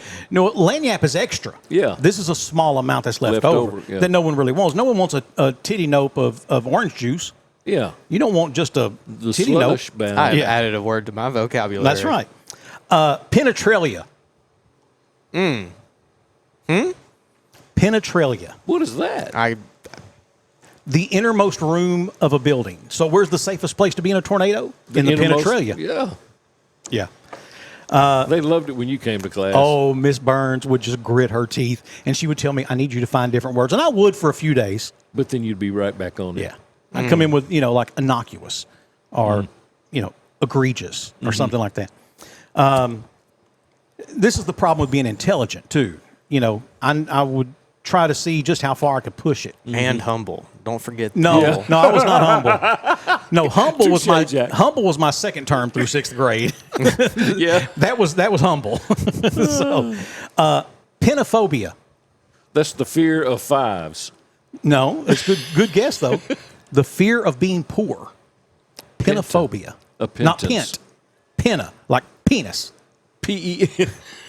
Penophobia. Oh, I can't have penophobia. I've been broke all my life. All right, here was the one. This one got me sent to the office. Invaginate. Oh, Sandy. You went into 6th grade. That's it, Sanford. This was probably in the second semester. It was towards the end of the year, but I do remember going to the office for this one. Invaginate. And what did they say there? And here's the thing. Neither she nor the assistant principal, Miss Strahan, either one of them knew what invaginate means. Mm-hmm. To turn something inside out. Why can't you just say and turn it inside out then? Well, you can, but there's a word for it. Not make a vulgar word out of it. It wasn't. You made a vulgar word out of it. No, you. Not me. You. No, you. My word. Miss Burns, my word today is invaginate. No. That's it. Out. I remember she's let out. Out. You had to just take yourself to the principal. And I walked down to the assistant principal's office and I sat down there. And she's like, "What are we here for?" I said, "Miss Burns sent me down here." For what? She's like, "Hold on. Miss Burns," she got on a little speaker, little thing. "Miss Burns, yes. Did you send Breland Sanford down here?" "I sure did. Let him tell you why." "Thank you." She said, "Now, you want to tell me why?" I said, "Well, our word of the day." And she's like, "Okay." I said, "Every day we have to come in with a new word, and my word today was invaginate." And she said, "Yeah, stand up." Mm-hmm. We're going to whip you on this. Yep. She gave me 2 swats and then asked me what invaginate means. Says, "You mean you whip me and you don't even know what it means?" Didn't matter. She knew what I was doing. Yeah. Invaginate. To turn something inside out. So, dirty little boy. Oh, I was just a boy. All little boys are dirty. Oh, yeah, they are. You know. Yeah. So I was just a boy. That's all. Yeah. Who did grow up way too fast. Yeah, well, you were around adult stuff. I was privy to adult things way too early in life. So yeah. And by that I mean Daddy would say, "Now, me and this new lady I just met that you've never seen before and I didn't see before tonight, we're going to go back here and we're going to talk. And you can stay You can watch TV or whatever." And then, it didn't take me long. I figured out that I'd walk around, and if there were pictures on the wall of like wedding pictures or whatever, we weren't staying long. We wasn't no need in going to sleep because we weren't going to be there long. But if there weren't any pictures like that, then I'd just get on the couch and go to sleep. Because you knew it'd be morning. We could be there all night. Well, that turned on its head one time. Because dude showed up. Yeah, husband showed up just as we were getting into that sweet Camaro of Daddy's. That was not hot. Yeah, and the guy's like, "Can I help you out with something?" And Daddy's like, because we're both obviously sleepy-eyed. And he's like, we got turned around. He said, "I'm trying to find such and such street." He said, "Yeah, it's right down there." And he said, "So where you been?" "Well, we just spent the night with a buddy of mine." He said, "I had too much to drink and couldn't drive." And dude felt the hood. He said, "Hood's awfully cold." He's like, "Well, I told you, we just came from right down there." And he said, "Right down where?" "And you're trying to find what street?" He told him again. He said, "Yeah, it's right down there." And he said, "So I expect you wouldn't need to be back over here then anytime soon, would you?" Dad's like, "Nope." And away we went. Dude was still talking when we pulled out of the driveway. Mm-hmm. He was looking. It was about to get physical. He was looking for his 45. It was about to get physical. So again, I was privy to way too much in life. Sure. Very early in life. So you're welcome. Although he has some of those stories he could tell about me, I just hope he doesn't. Yeah. We're going to take a break. When we come back, we have more of Off the Back Porch, including without Jax, including a Florida man. Oh, good. That's coming up for you right after this on Off the Back Porch. For longer than most of us can remember, Timber Lane Meat Market has been a staple of our community, where quality meats and friendly faces come standard. From everyday dinners to weekend cookouts, make it fresh, make it local, make it Timber Lane. Be sure to check out the daily lunch specials and like us on Facebook. Timber Lane Meat Market, 1336 West Hillsboro in El Dorado. Proud to be part of South Arkansas and even more proud to be displayed on your table. Bad things happen, and of course, they never happen at the right time. Maybe it's just a little bump and cosmetic damage, or it's turned into a huge insurance claim and you just don't know where to go next. That's why so many of your neighbors and friends call on Cook's Body Shop in El Dorado. From the minor to the major, Cook's Body Shop is in your corner. Need someone to help you deal with insurance? Look to Cook's. Need advice on what to do next? Look to Cook's. Need a free estimate? Look to Cook's. Bad things are going to happen, and when they do, look to Cook's. Every gift tells a story, and at Especially For You, they help you make it unforgettable.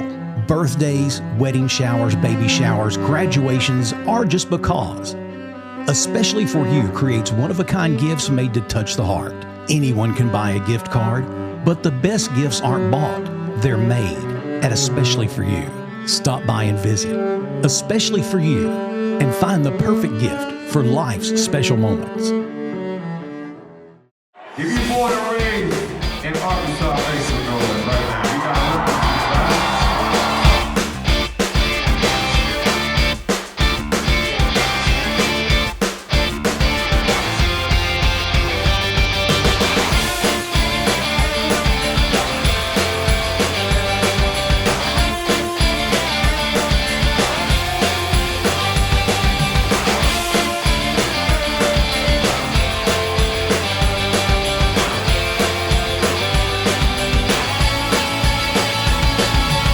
What an amazing place they've built right here in your town.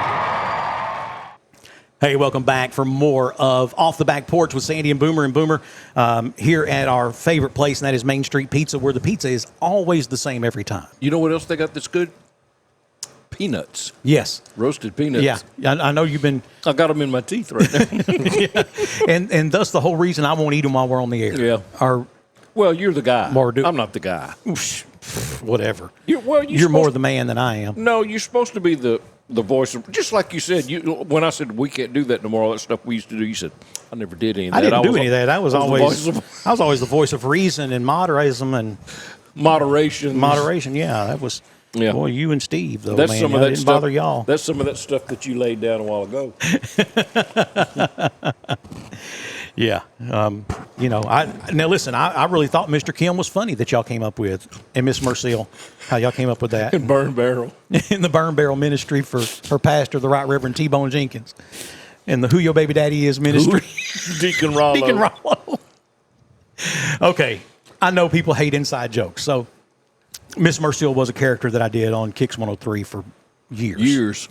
And it all started because it was one morning they were on the air. He and Steve Hare were on the air talking about bad weather, and it was going to snow or whatever. Yep. And we tried to break Steve of that habit. Mm-hmm. For example, we never used the word closed. Yeah. Because if you use the word closed, all of a sudden kids wouldn't go to school. Yeah. Oh, they said on the radio, school's closed. Closed. Yeah, if you say closed in any text. So what we would always say is, your school is open. Yeah. We'd never said the word closed. Mm-hmm. But Steve's talking about snow, and he has everybody freaking out. And so I just called him and was like, baby, I was standing out here on my porch. I don't see nary a snowflake, not one snow drop, nothing out here. Nothing wet? Nothing wet, nothing. And he didn't know who it was, and he hung up on me. So I called right back. That's how Miss Mercille started. Baby, don't hang up on me again. I'm saved, but don't push me, okay? I do own a butcher knife and a 38. But anyways, Miss Mercille turned into a character, and for material, as you can imagine, coming up with new material every day was difficult.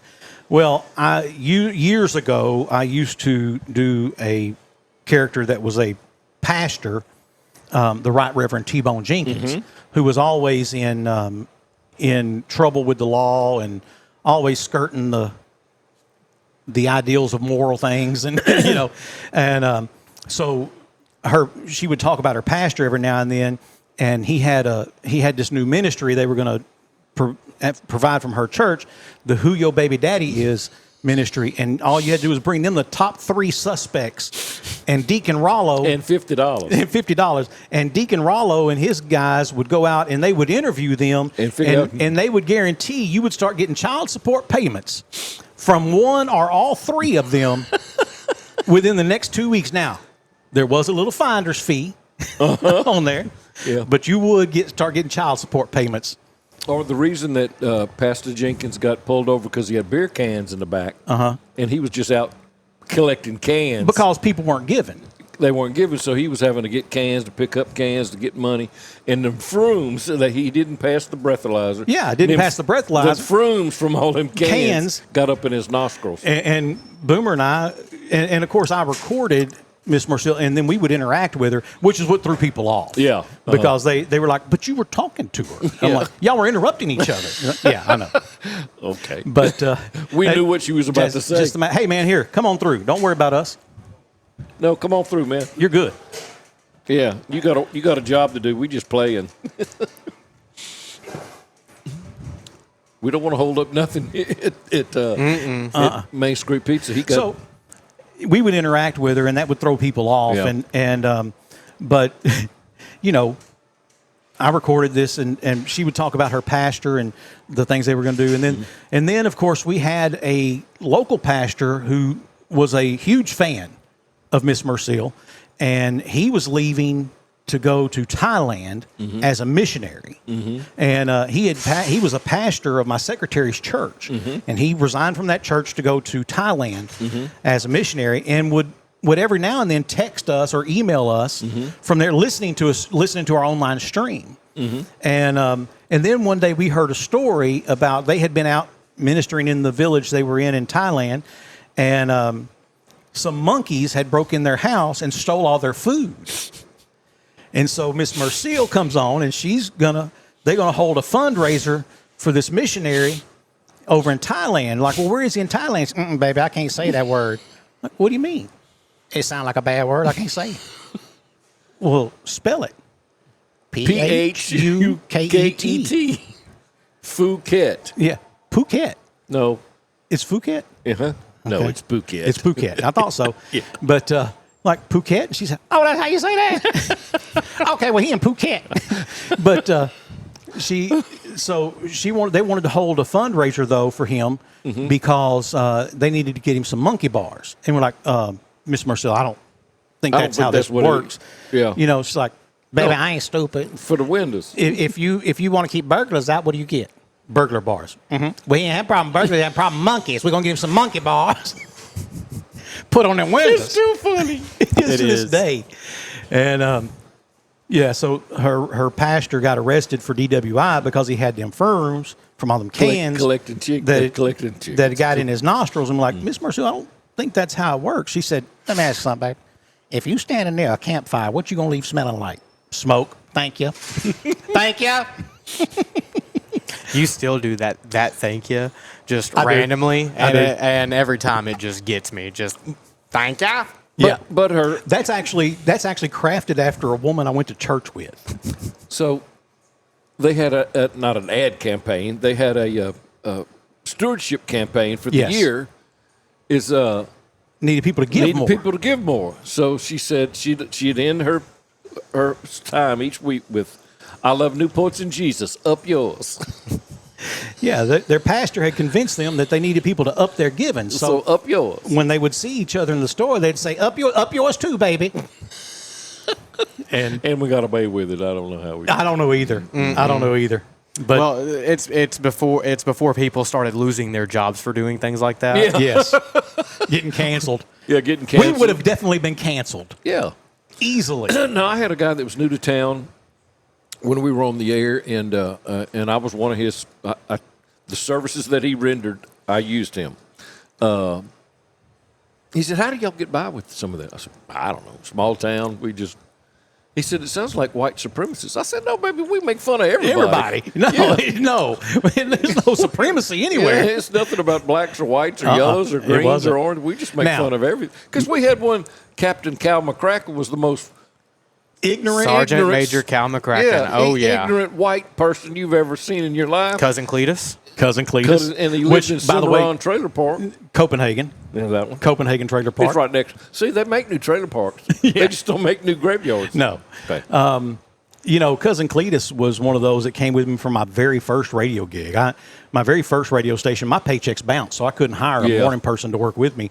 So I would just make up these characters, and I would interact with them. And that was back when we were recording them on reel-to-reel machines. You put them on there and talk to them. I put them on the reel-to-reel machine and just hit play, and I just interact with them. Yeah. Mm-hmm. And, there were people who swore that they knew Cletus and had just seen him down at the farmer's market. And I literally at the co-op. And of course, Reverend T-Bone Jenkins, there was a group of ladies who not only did they listen every day, but they believed he was a real pastor.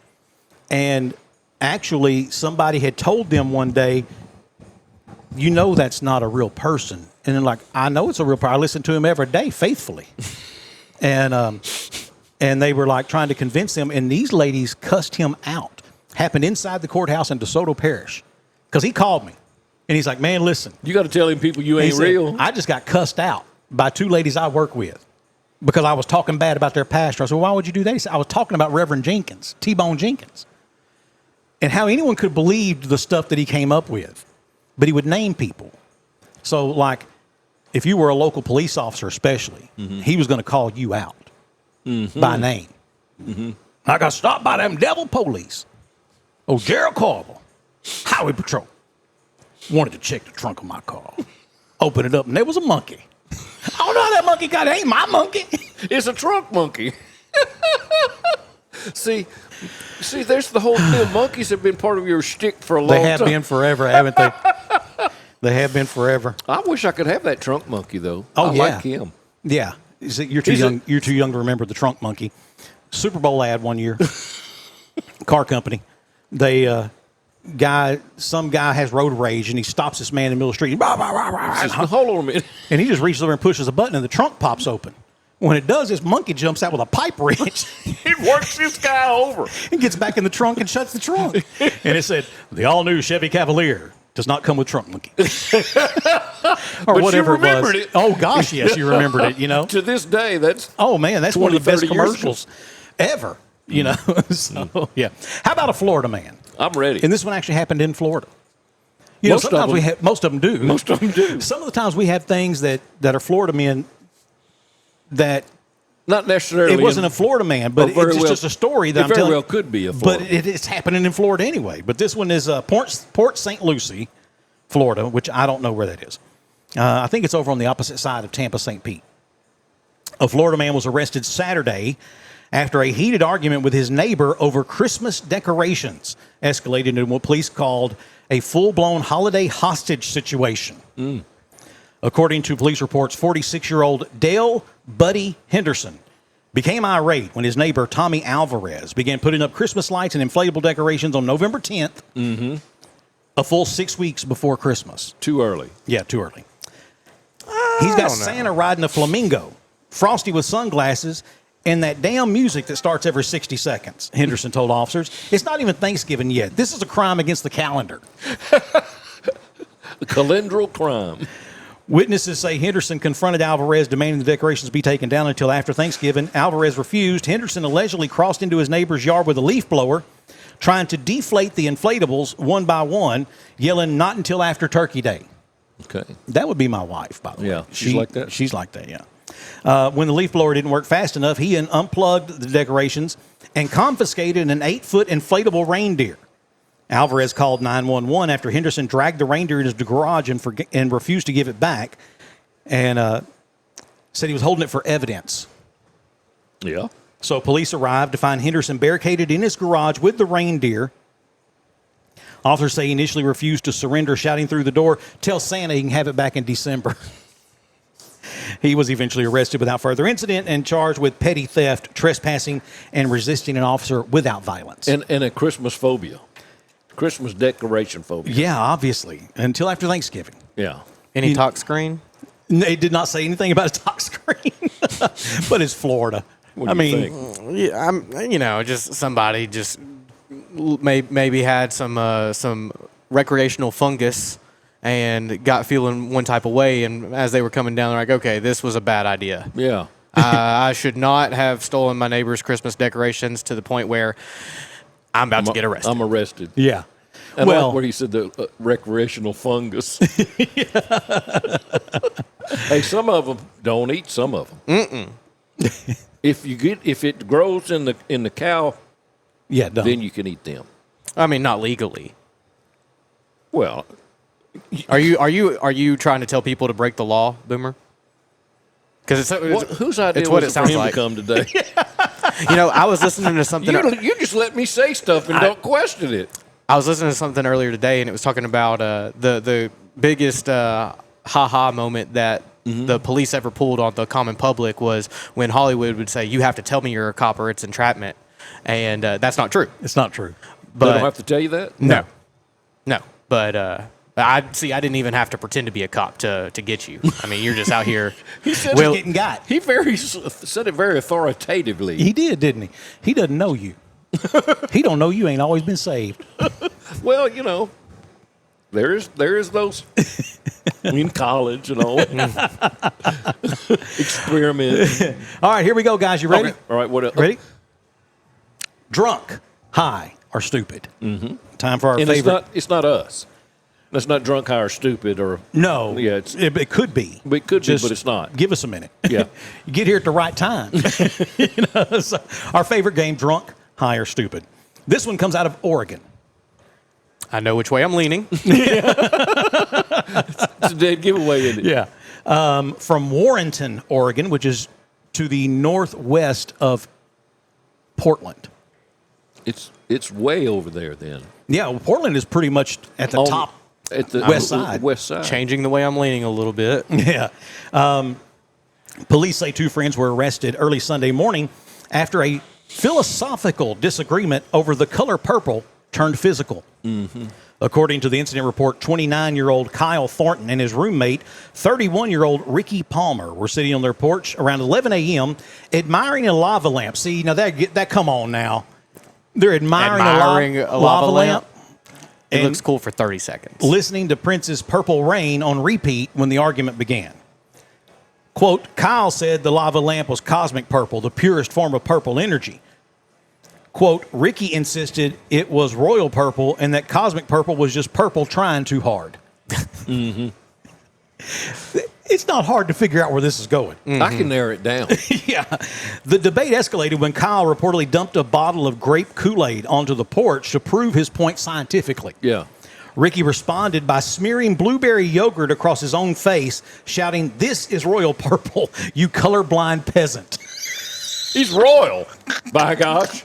He's royal. Colorblind peasant. Oh, my gosh. I got lightheaded laughing at that. Things turned physical when one of them tried to paint the other's forehead with sidewalk chalk to help him see the truth. Officers arrived. They found both men shirtless, covered in purple stains, and passionately trying to convince police to tell them which shade of purple vibrated at the highest frequency. Okay. In the report, one officer noted both subjects appeared calm once informed that the cell walls at the jail were painted beige.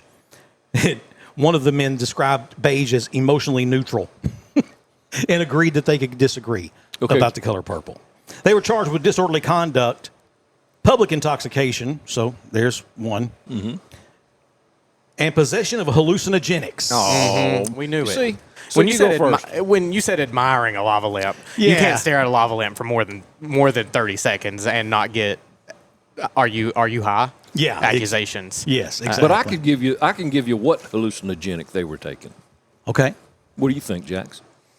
Arguing over the color purple, vibrating, listening to Purple Rain. I would not say mushrooms. Okay. And I don't think it's ayahuasca. Do you know who Timothy Leary was? Mm-mm. You know who Timothy Leary is. Are y'all talking about when dirt was still new? Yeah. Yes. Yeah, it's not quite that long. Jesus was a boy. Yeah, it was the 60s. When to paint acid? Cinco psilocybin or whatever. They were taking some psilocybin acid. Or, You know, Joe Rogan says that we should put that in the water supply. I think we should. It will expand your mind. Yeah, that's what he said.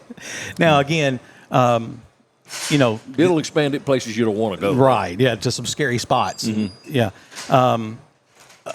I have not ever tried a hallucinogenic of any sort. But if I ever do, I want to go down to South America and do one of my ayahuasca treatments. I don't see why you have to go to South America to do that. Because it's legal there. I try not to break the law. Unlike Boomer. Well, let me tell you. He just lied. I try not to. I didn't say I don't. Here's the deal with psychedelics or psycho whatever. You get psycho. I mean, you really freak out sometimes. And that's, what I've seen about stories about it and all that. And I got to admit, I tried everything, when I was a kid. So, like you said, before I had Jesus all up in my heart and everything. Yeah. Yeah, I never tried any of those. I was too scared of them. Mm-hmm. And rightfully so. You should be. Yeah. But the ayahuasca treatments, man, there's just too many stories of soldiers coming back with PTSD and can't function, getting ayahuasca treatments, and they are perfectly fine. They are normal. I'm not familiar with that. And then is that like on Yellowstone where you get in that sweat box and have a pretty close exposure therapy under different circumstances? Mm-hmm. I mean, we call it getting high. He called it exposure therapy. No, no. From the flow up. Yeah. No, exposure to what you're like. You're looking back at your trauma while under the exposure to that. So, again, who invited him all this analysis stuff? But, Ron White, who was, his shtick was... He's a proponent of that. He carried a glass of scotch with him everywhere. Yeah, and a cigar. And hasn't had a drink since. Mm-hmm. He did the first ayahuasca treatment, just rewired his brain. But Timothy Leary was a guy that was that experimented with it and took people and did it experimentally to see how it opened their mind up and what it would do, and tried to get it legalized and all that. And this back in the '60s, and little sugar cubes or little stamps, or well, that's window panes. They would put the stuff on a piece of paper, and it looked like a window pane, so they called it window pane acid. And, I read about it and said, I don't want to go there. I have a friend who dropped several tabs of acid as a tropical storm was rolling in while they were at the beach. He freaked out. Yeah, he doesn't really talk about it. Yeah, I wouldn't either. You're gonna see God or somebody. Yeah, or you want to see the other direction, mm-hmm. or somebody. Yeah. And the first thing they'll tell you says, "Don't look in a mirror." So what are you gonna do? I'm gonna go look in a mirror. I'm not gonna take it. Don't. I'm not going to. You're old enough now where you don't need to decide. No. Like we're talking about a while ago, you can listen to somebody. Yeah. I'm real good at learning lessons the hard way, though. I'm real good at that. Most of us are. Yeah. Yeah. He asked me one time, he said, "Dad, why do I have to learn everything the hard way?" I said, "Because you weren't paying attention when you could have learned it the easy way, son. Yep. It's that simple." And my mother asked me one time, and I'm on the good side of the bar now, and she says, "Troy, why do bad things keep happening to you?" I said, "Well, Mama, I set a lot of things in motion years ago that that are physical that you can't." You plant corn, you're not going to get potatoes. Yeah. It's just, she said, "Well, son, I sure hope it'll eventually end," and it did. But but it just got to let it run its course. Yeah. I said, "Mom," I said, just because you give your heart to Jesus doesn't stop the fact that you broke your leg while you're whatever happened to you. Yeah, and there's still certain places I can't go. There's certain towns I can't go to. Yeah, don't need to go back there. I don't need to go back there. And, so they said he was drunk. He was intoxicated. Yeah, public intoxication. And we concluded he's probably high. Yeah, they had possession of psychedelics. And then also, I mean, by the nature of what he was doing, and obviously stupid. So that was going to go down as D, all the above. Yeah. Which one vibrates at the highest frequency? That's a dead giveaway. Yeah. That I mean, because they do. Man. Well, there's certain things that say colors. There's certain people that have really expansive minds that say they see things in color. Colors represent things to them. That's true. And it vibrates at a certain. Well, yeah. I mean, light waves are vibrations of frequency of light. They're measured by frequency. They're measured by frequency, and Yeah, I mean, vibrating at the highest frequency would just be the bluest. Is blue go or I think because you have to add whatever Roy G Biv. So what? Indigo. Whatever one's closest to indigo is the whatever, you know highest. how did they explain indigo to you when you were in school and you learned Roy G Biv? Do you remember how they explained indigo to you? Just somewhere between blue and purple. To us, here's what they said. Now this tells you when you grew up in the 80s. It's like the brand new pair of blue jeans. That's what color it is. A brand new pair of blue jeans. Indigo. Yeah. So to this day, when I think of indigo, I think of a fresh, brand new pair of Wranglers. Wrangler cowboy cut. I think I got one of them indigo paintings at my apartment. We can go watch it vibrate. Well, you gotta eat this muffin first. Or that grassy stuff over there. Yeah. Which, also reminds me of someone I know who said that someone put a rock of some kind in their hand. They were holding it, and they're like, "Here, take this back," because it just holding it made their hand burn, and they could feel the high coming on from holding that rock. That same person also snorted crank off of another guy's crotch, but I'm just saying.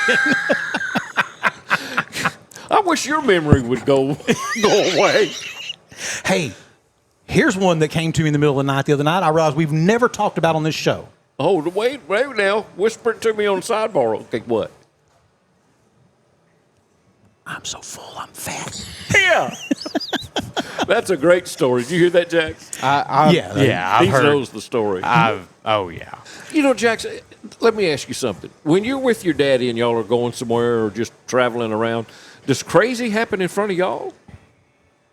I don't see. I always thought that he was the one who brought all the crazy on because he's Buddy Sanford's son. Yeah. Just who he is. I thought crazy was always just following him. And then I went off on my own, and I've lived the 26 years of life that I've lived so far in these 26 years, and it just, I don't know if it's the last name Sanford, if there was a curse put on our bloodline several years ago by one of Buddy's ex-girlfriends, or that dude, or a few of them. But yes, crazy is always around. Do you think it's because we watch for it? To me, that's it. To me, crazy happens around everyone. It's just if you're paying attention. Yes. And so I'm so full, I'm fat. Boomer and I were in Magnolia, eating at a Mexican restaurant over there. And at this table across from us is 4 people, and one of them is a kid. I'd say about 12. Yeah, about 12. 11, 12 years old. Pre-adolescent. Yeah. I'd say about 235, 240. Ooh, yeah.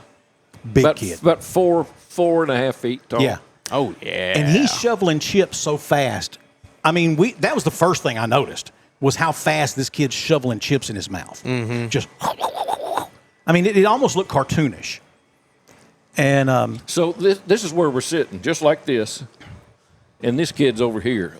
So Sandy's got a bird's eye view of him. You just can't stop staring at this kid eat chips. He's looking at him over this way. Across my back. That 12-year-old is just putting down chips. I want to look away, but I can't. I said, Sandy, don't look over there. And then their food comes, and man, it would have been enough to feed all my kids. Much less just 4 of them. He had the sampler. Yeah. They had a bunch of food.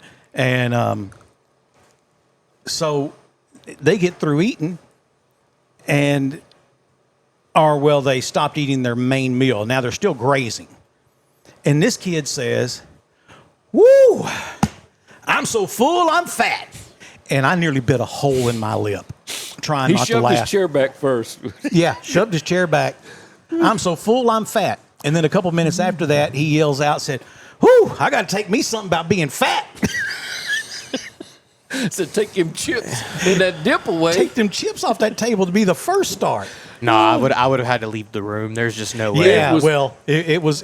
I think had we been able to have already paid, we would have already been gone. We'd have got up and been gone. But that was hard to sit through. But Still funny. So the other day, I'm in a store here in El Dorado, and I'm visiting with one of my friends who works at the store, and I'm telling him that I'm about to leave and go do whatever else I'm about to do next. I don't even know. And as I'm walking out, this older woman walks in, and she walks up to where they've got all their fishing poles. This is a bait store here in town, and walks up to where all the fishing poles are. And as I'm opening the door to go out, I hear, "Y'all ain't got no fishing poles?" And I just She's standing in front of it. I just closed the door real in slowly. I'm right there. I do a full turn back and make eye contact with my friend. And just give him a little nod. Best of luck to you, bud. And turned around and made my way out the store because I've worked customer service for so long. I know how those kinds of interactions go. Yeah. And it's just like, I feel for you, man, but I'm not going to be around here for that one. I was thinking yesterday, day before yesterday, we really need to push and start, because I'm worried about Jesus Chicken or Chick-fil-A. Yeah. I'm really worried about them. Okay. And I don't know if it's per capita, but we got a lot of Karens in El Dorado. Uh-huh. A whole lot of, I need to see your managers. Yeah. Mm-hmm. And I think we need to start a no Karens movement. Really? Yeah. Like a public shaming. Where you see somebody being a Karen, just start videoing them. Yes. Don't tempt me. You know. And have listeners do that for us and send them to us. Yes. And we'll shame them on the air. Yes, absolutely. We'll just play it right here on the air. The air. Because we're definitely on the air. Shut up. No one even likes you, Jax. That's just a term. Do y'all, okay, so just how many times have they said, "Oh, who invited this guy? Nobody even likes you." That was I didn't say nobody likes you. That was me. I said that. Yeah. And his dad. Yeah, his dad. Yeah. And y'all wonder how I had to have therapy bills. Oh no, I've never wondered. It has never been a question. No. Listen. Only thing I've wondered is when am I going to get a commission from these therapists? Because I have paid for. I mean, my kids have paid for new boats, college educations for their children, lake houses. Mm-hmm. You're welcome. Mm-hmm. Little kickback wouldn't hurt. Just saying. We need a no Karens movement. I like that idea. I mean, put that out. Just fake that happen. Make that happen in there. Put it on that computer. On them computers. Yeah. Yeah. Them TikTok videos. We're not on the air? No, we're not on the air because we don't broadcast. We don't broadcast terrestrially. Yeah, I know. We stream. I just wanted to hear it from him. Yeah. We're on the stream. Well, how many times do you think I've heard him correct me? Yeah. Never. On everything. Never. On anything. Yeah, I mean, just... You know, never. Language, here's the one that just gets me. I seen. Oof. If you can't conjugate to be or saw, there's some others too but that speaks volumes to me when you say, "Well, I seen it the other day." That speaks volumes. How about this one? I synced. Yeah. I synced it. Nope. No, that's the past tense of seen. Seened. Synced. Synced. I cried, he cried, we crowed. You know what I'm talking about? Yeah. Anyway, that was a although callback. now he has a sibling who I will say, I don't often quote this sibling of yours, but sometimes it be like that. I mean, that's in my vocabulary a lot too. So the princess, why you want to be like that? I tell her, I said something about it, and I'm like, look, don't get got. Don't get got. And she's like, what? I'm like, don't get got. And she's like, I'm not sure I understand. I said, think it through, kid. You'll figure it out. Yeah. And so now she'll be like, they got got. They got got. She'll be watching videos or something. She's like, they done got got. That's what happened to them. That's how you get got. That's how you get got. Yep.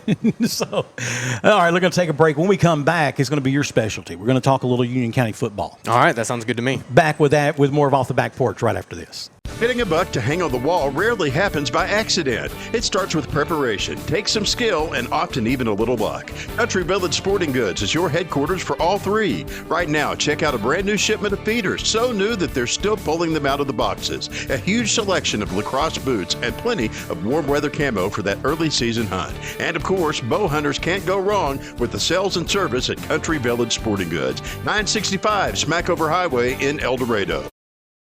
serving South Arkansas for 25 years, and all the while expanding and growing throughout the state. ProMed Ambulance is proving their motto of world-class care and hometown values. For example, their new mobile integrated healthcare communication center. This state-of-the-art facility allows communication specialists to work directly with local 911 call centers to ensure the closest medical team is always dispatched to any emergency. World-class care and hometown values. For more information and career opportunities, go to ProMedAmbulance.com. Homes are typically heated or cooled 24/7, 365, using nearly half of all home energy. That new stainless steel refrigerator may look cool, but upgrading to the quietest and most efficient HVAC system can have much greater rewards.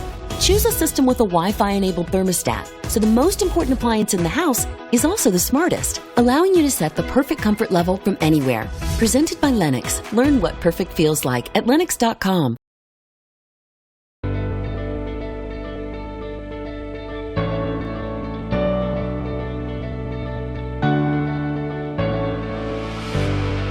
Rated the #1 course in Arkansas by Golf Week, Mystic Creek is truly a hidden gem, complemented by a modern clubhouse, complete with panoramic views. It also features a fully stocked pro shop and Mystic Grill, serving contemporary American cuisine and Southern classics. Mystic Creek promises an unforgettable experience. Hey, welcome back for more of Off the Back Porch. Here with Sandy and Boomer and our friend Jax Sanford. And, contrary to what we say, we actually do love each other and like each other. Like is a strong He word. used the word we. He just assumed that well, maybe he don't. You love him. Yeah, I do love him. Okay, well, good. Yeah. Boomer, I was corrected this past week. I had said something about the line at Junction City, everyone being over 6 foot and everyone being over 300 pounds. That is absolutely not true. Okay. So here is the line. Yeah. You got Delonte Duff, 6'7", 274 pounds. Deuce Singleton, 6'4", 380. Yeah. Lamarion Robinson, 6'3", 295. Nemo Caldwell, 6'4", 240 pounds. Tavion Jamerson, 6'3", 280. Yeah. So they're all 6'3" or taller. And they're all right at close to. And 240 is the lowest weight. Yeah. And I was talking to one of the football moms that works with me at the United Insurance, and she was talking about they get what they want.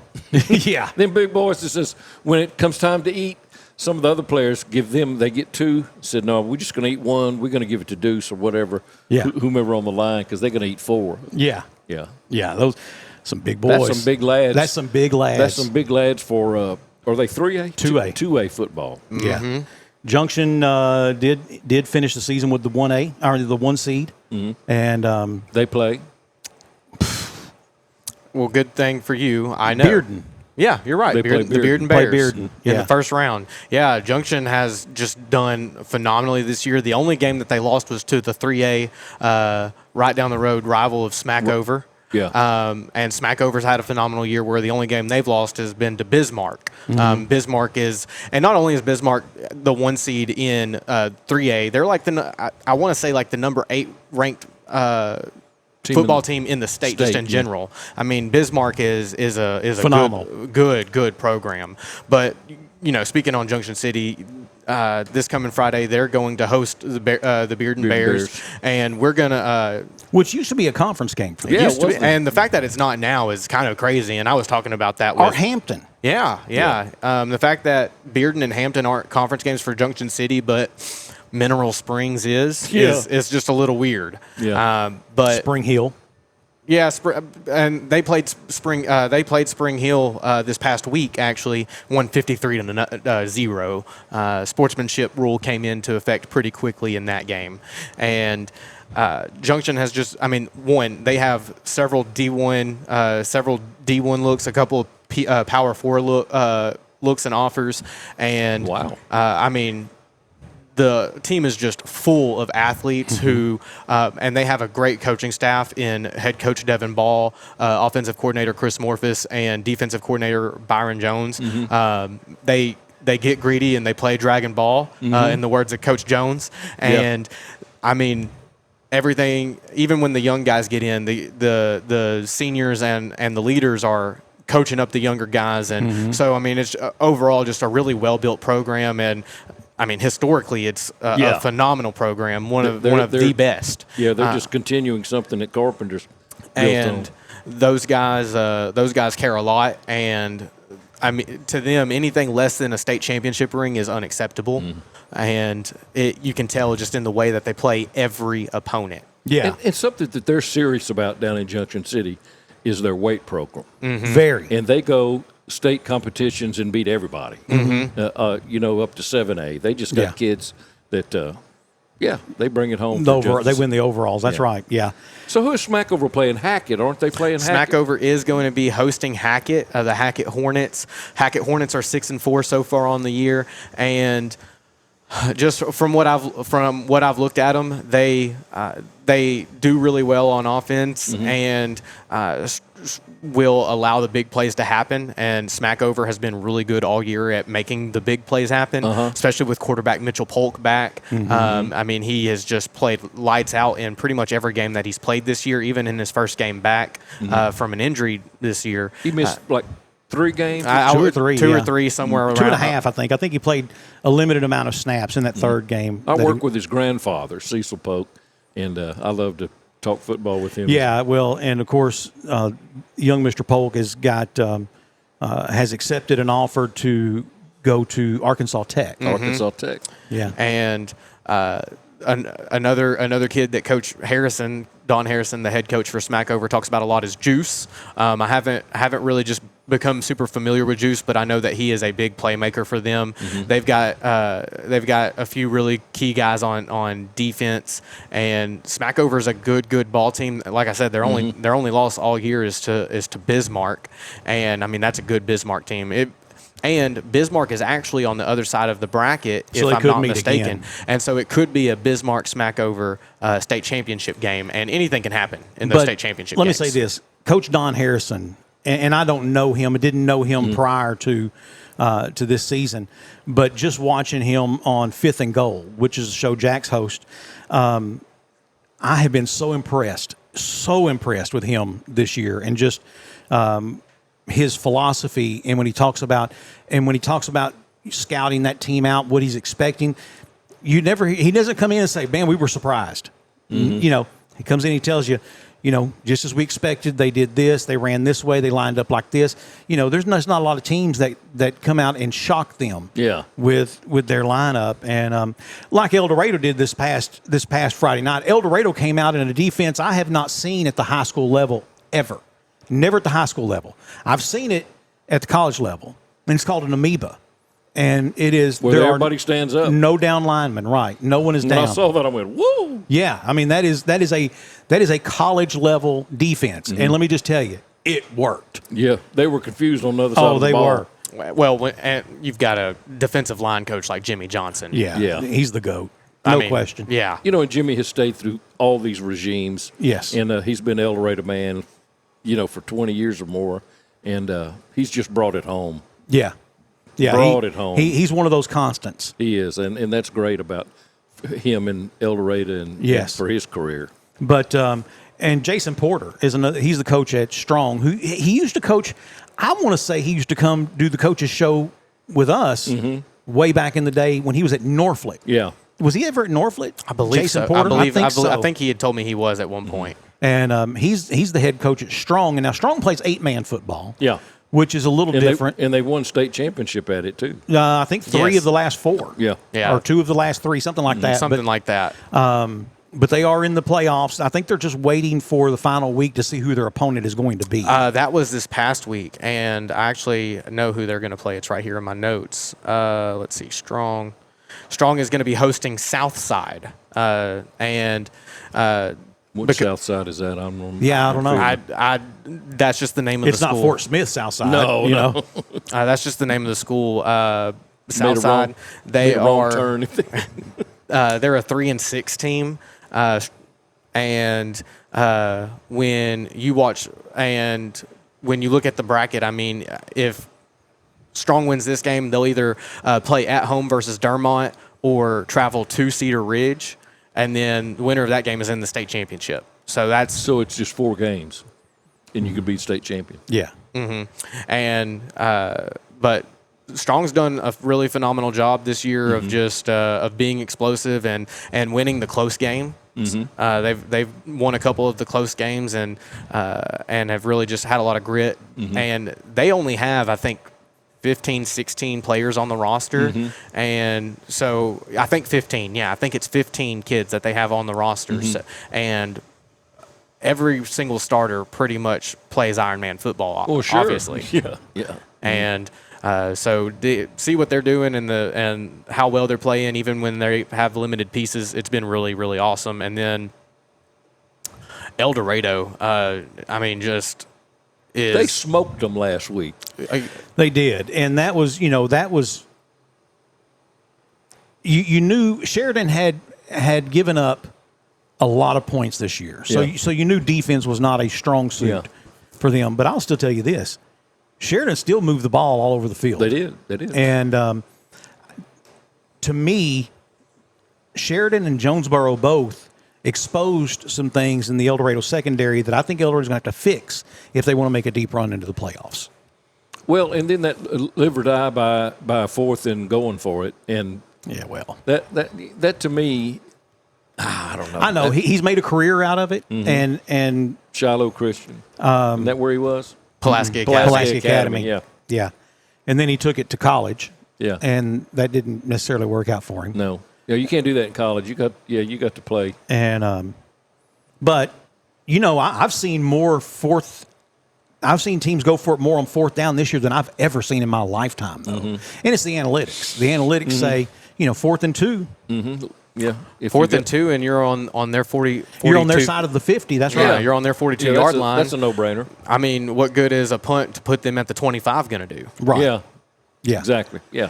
And that's the easy one to do. But when you're inside your own 20, and it's 4th and 16, and you're still going to go for it. Yeah, you can't do that. You can't do that. And but Mississippi State did it against Arkansas. They were inside their own 30. Well, and went for it on fourth down. Let's not make examples out of what other people are able to do against Arkansas. Look, I'm going to tell you something. They're still a good team. Arkansas, you can make people around the SEC can make as much fun of them as they want to, and that's fine. It's deservedly so. But let's not forget, this is a team that took A&M to the very end. A&M, who's undefeated and looks like will play in and maybe even win a national championship this year. Every game they've played, with the exception of Notre Dame, has been down to the last possession. Yep. Every game, every loss has been down the last. Now, and think about these losses: Ole Miss, Texas A&M. Whom else am I missing? Tennessee. These are not slouch teams we're talking about, and that's with a horrendous defense. Yeah. And I'll say this: I saw more out of that defense last week than I have ever seen in the last 2 years, or 2 weeks ago, actually. Bobby MFP, he had them given everything they had. Now, it's not enough, but I can tell you that defense could win the Big 12. That defense could win in a lot of conferences. Yeah, just not in the SEC. Yeah, and again, you can't say anything about their offense. I mean, good Lord, they got the number 3 offense in the nation. They're producing. So to be a 2-7 team. Yeah. And you have the number 3 offense in the nation, that tells you where the problem lies. Sure. So I go back. I still say you're not going to find anyone who's Madre Hill, I think, was one who said it. I saw Madre Hill at the Little Rock Touchdown Club. He said, you got 3 types of coaches. You have the let's settle things down. Yeah. And he said that was Coach Pittman. Yeah. Got in here and just let's establish some groundwork and a foundation. Yeah. And that was him. You got the coaches with the egos, and you got coaches who take the wind out of the room. They walk into a room, and they are. There's no doubt their persona. They are in charge, and he said Bobby MFP is one of those, and he said that is very thin air. And he said that's Urban Meyer, Nick Saban, Lane Kiffin, and he named 2 or 3 others. And he said, loopholes of the past. Right. He said, that's very thin air, and you've got a guy who wants to coach at Arkansas. Petrino. Yeah. He said, that's who you need to keep. And again, I go back to when they fired Sam Pittman, Arkansas had the number 3 job in the nation. By the national media, it was considered the number 3 job in the nation. Mm-hmm. It's now number 11, and it's going to drop some more. Yeah, because Florida State's going to come open. Kentucky's going to come open. Mm-hmm. Still not sure Texas isn't going to come open. Mm-hmm. And I know I've been living on that hill all year. I'm just telling you, USC is probably going to come open. Because I think Lincoln Riley's gone. Clemson's going to come open.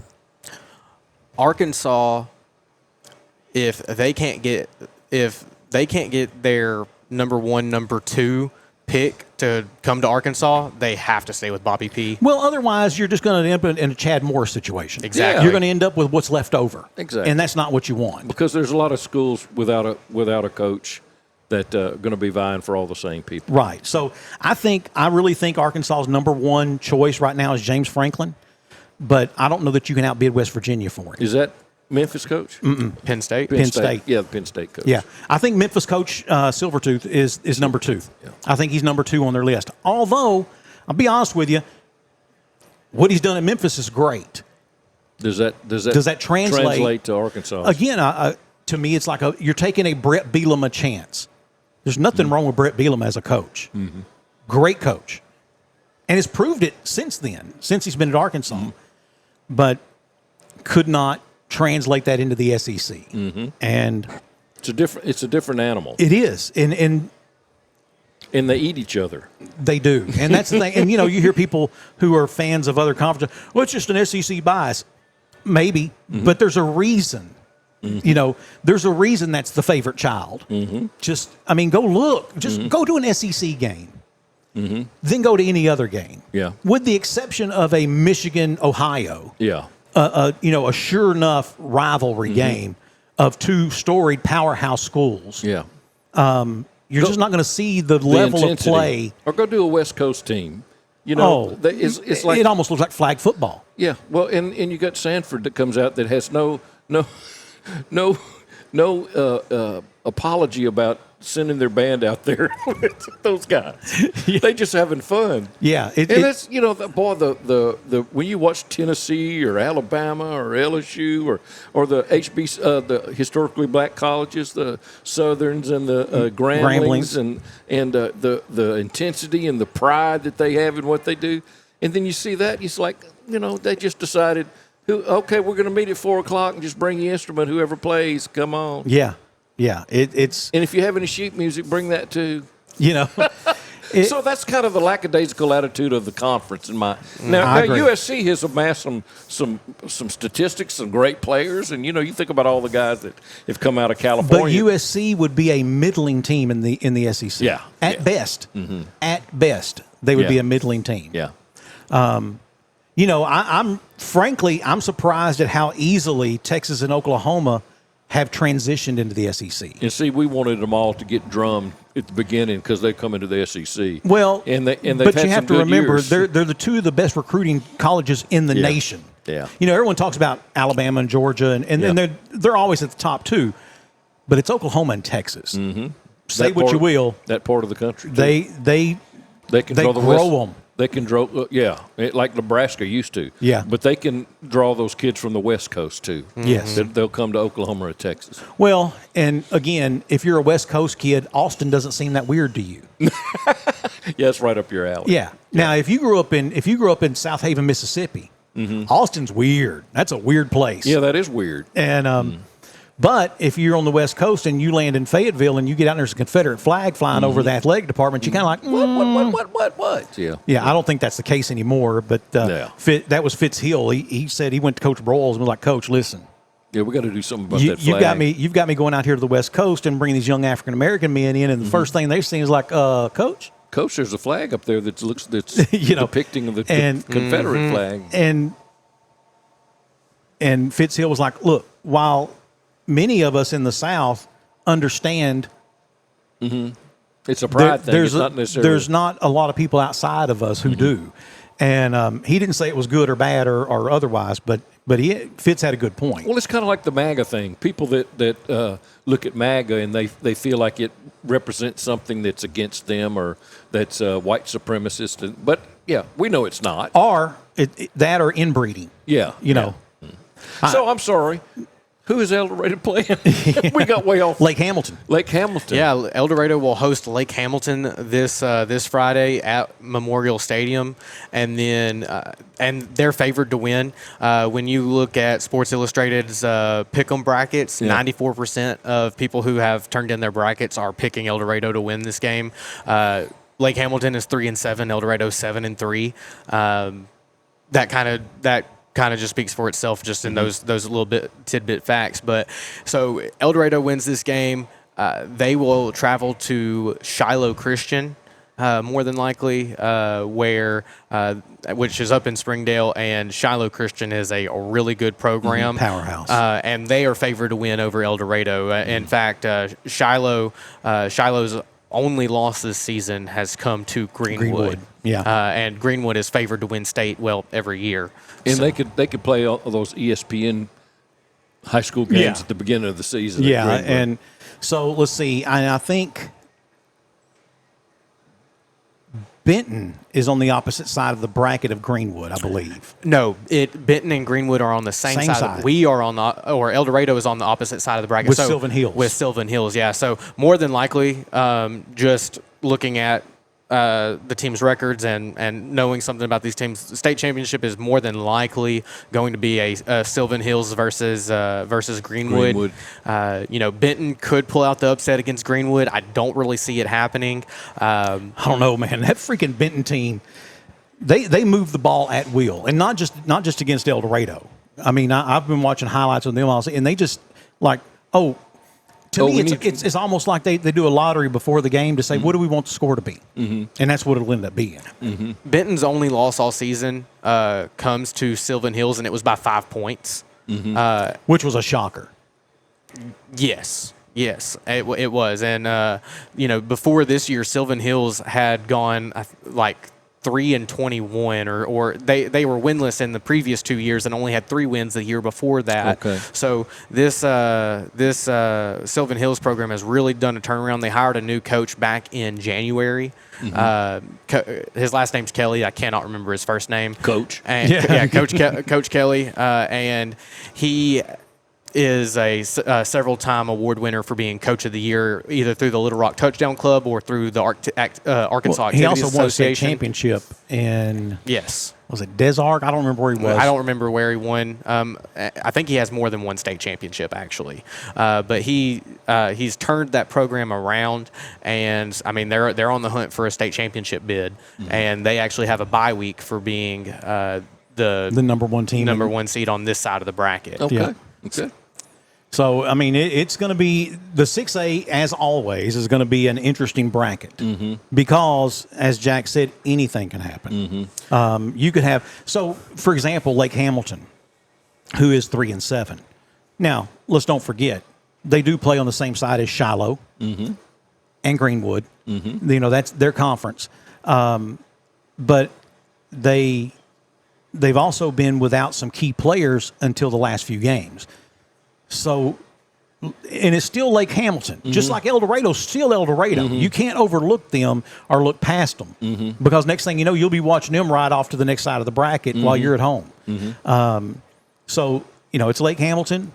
They may not be the 2009 Lake or 2008 Lake Hamilton, but it's still Lake Hamilton. And the fact that game is here gives you a lot more hope. Yeah, because there's no easy way to get to Piercy. No, you got to go there and turn around and come back. Come back, yeah. So when we did a game up there, and it just gave me the persona of that part of the country, is that it's still in a populated area. You think it's going to be city kids, but we get there early when we were setting up TV cameras and all that, and all the kids drove up in pickup trucks and got out with boots on, and you could tell they were just good country boys and cornbread fed, kind of like them Nebraska boys of the past, and so that's what you can expect from Lake Hamilton. Yeah, there's never been a question about their conditioning. Yeah, whether they have the talent level or not remains to be seen. But quick conditioning wise, they've always been. And there's always a sleeper. Yeah.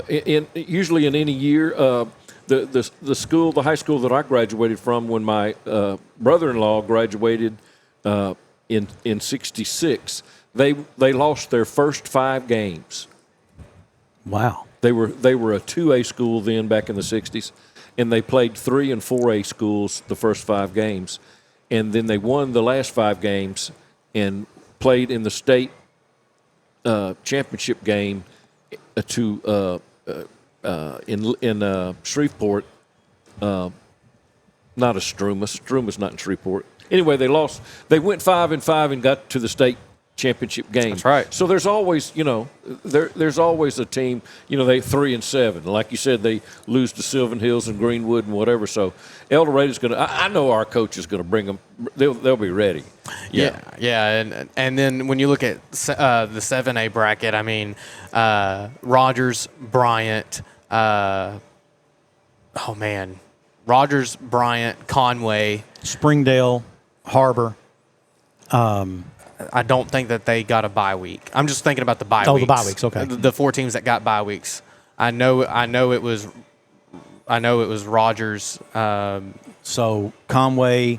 Either one of the Fort Smith teams, North Side or South Side? I don't believe so. Neither one of the Springdale teams.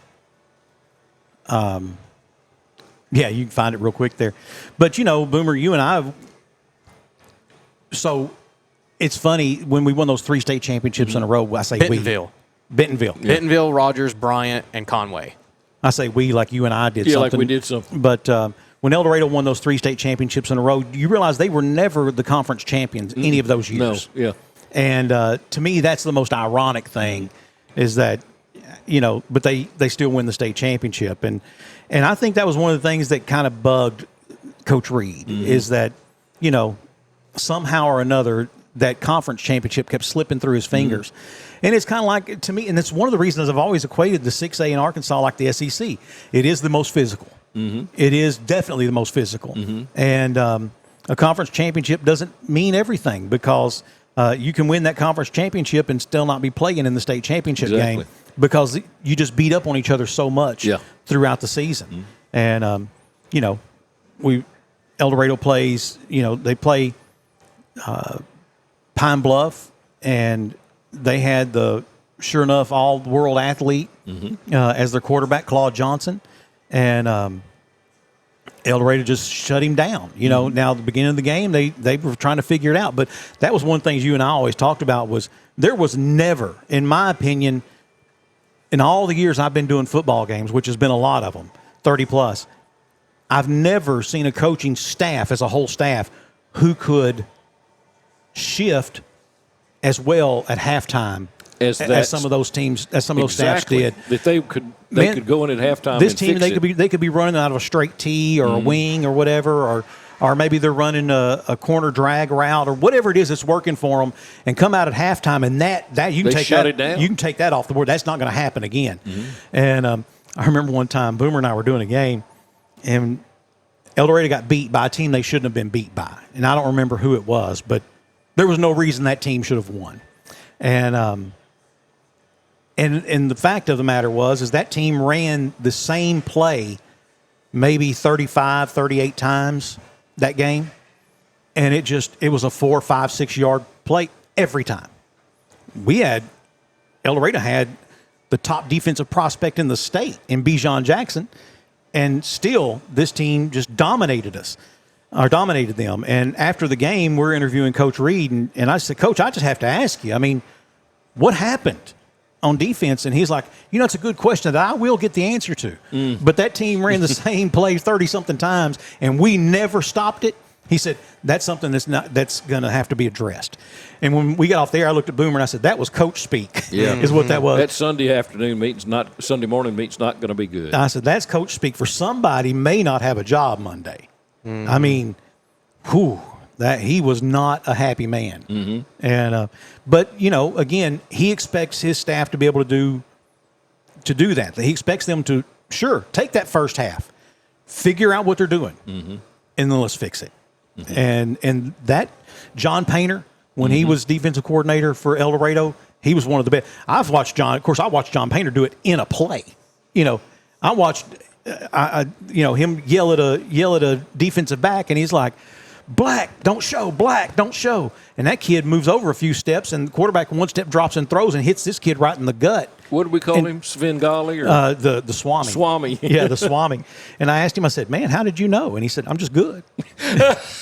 just ask me. I said, you're like a Swami. Yeah, and he's like, yeah, just like a Swami. Yeah. So, that was hard for us to watch him leave. Yeah. And go to Magnolia, but yeah. And of course now I think he's with Coach Reed again. Yeah. And up at Cabot, and but and of course Nick Vaughn and his offenses. Yeah, Nick's done well. And Nick's done. He played when they played him earlier this year. I know it's a source of pride for him. To play. It's not something where you come out and say, "Hey guys, we got to beat them," but he wants to put on his best effort. Yeah. When he's playing his former team. Yeah.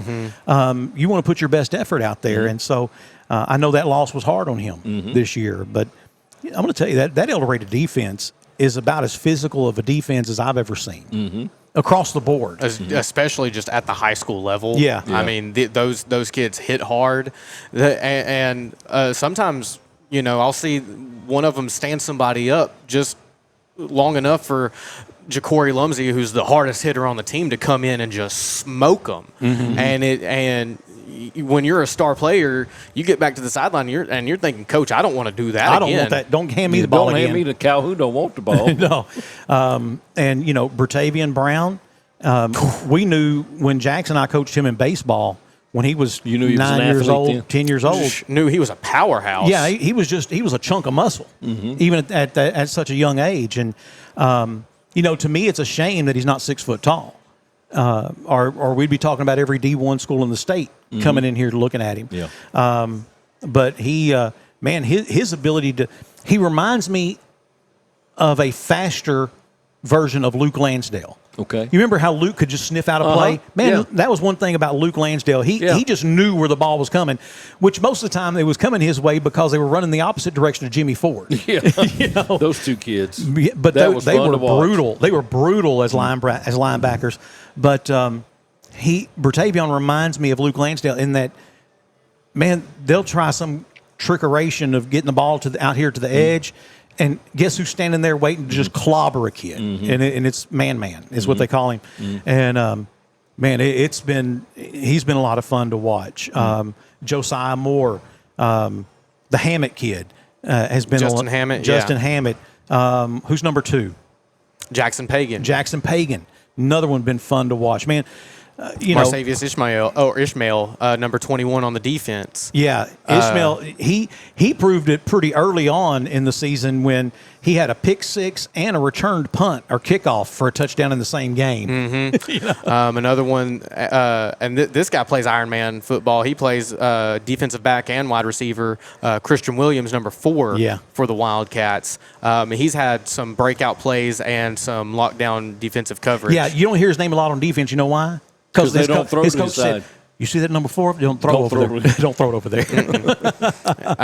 And so, it's been real exciting to watch the Wildcats. I'm excited to call the playoff games going into the playoffs this year. And by the way, let me go ahead and clarify that. Yes, South Arkansas Now and SouthArkansasNow.com has received permission from the AAA to be able to carry the Wildcat football games throughout the playoffs live. And that was been one of the questions. At one point, we were being told we could not carry the games live. They have amended their policy, and we are thankful that they've amended their policy. And so we are going to carry those games live. So El Dorado wins this week and goes to Shiloh next week, which Shiloh has a bye, so there's no who will you play. The winner of the El Dorado Lake Hamilton game will play at Shiloh. I'm sorry for interrupting. Don't the playoff games start at a different time, though? They used to. They used to start at 7:30. They're 7. Are they still 7? They're 7. They used to do 7:30 because sometimes you're taking teams from opposite ends of the state. Yeah. And but to me, if you can get to West Memphis from here, or you can get to Marion from here, and play, and play a 7 o'clock game. Yeah. Just leave 30 minutes earlier. Yeah. So. So also some teams that didn't do well. We have with Parker's Chapel. that went winless this year, but it's still playing 8-man ball. No. This is their second year. Their second year, right? Well, what I was trying to say, they had played 8-man ball, and they're coming back. My grandson plays with the team, and it's just been a tough year for them. Yeah, it has, and I know that Coach Hicks has taken this year to as a learning experience, and I know that he has really humbled himself, and he's also an algebra teacher and helps coach other sports, and has I think that he has done a really good job of showing his kids what it means to stand up and be a man in the face of adversity. I agree with that. Coming in and taking a winless season on the chin and owning up to it and saying, that's on me. That's on me, and just how he's able to take his failure and move forward each and every week and try to make it better. I think and comes to your show every week. I think he just sets a really good example. That's what I was going to say. That's what I to me, one of the most impressive things is he comes on Jax's show knowing, hey, I just lost 60-0. Yeah. But I'm going to go on this show and talk about it. Yeah, exactly. I mean, I wouldn't want to. Yeah. But here's what I've noticed about Coach Jonathan Hicks, and that has impressed me as the years went on. Because let's be honest, when you lose a game 58-6, or you lose a game 63-0, or whatever it is, hard to find very many positives there. Yeah. You have to really want to find something positive to find it in a game like that. But he comes in with 8 or 9 things. He'll be like, well, earlier this year we played a team just like them, and our whole offensive line graded at a 37, an F. They made a 37. At this game, they graded at a C-. So we got improvement. We're improving. We're such and such. We played such and such team, which was a lot like this team, and we gave up 530 yards on defense. This past week we gave up 290. Which is a lot, but it's a far cry from 600. Yeah. So I mean, he found the positive. He's finding the things, good. And I think it's important because when you got 21, 22 kids out there, and they're trying to think, why should I be doing this again next year?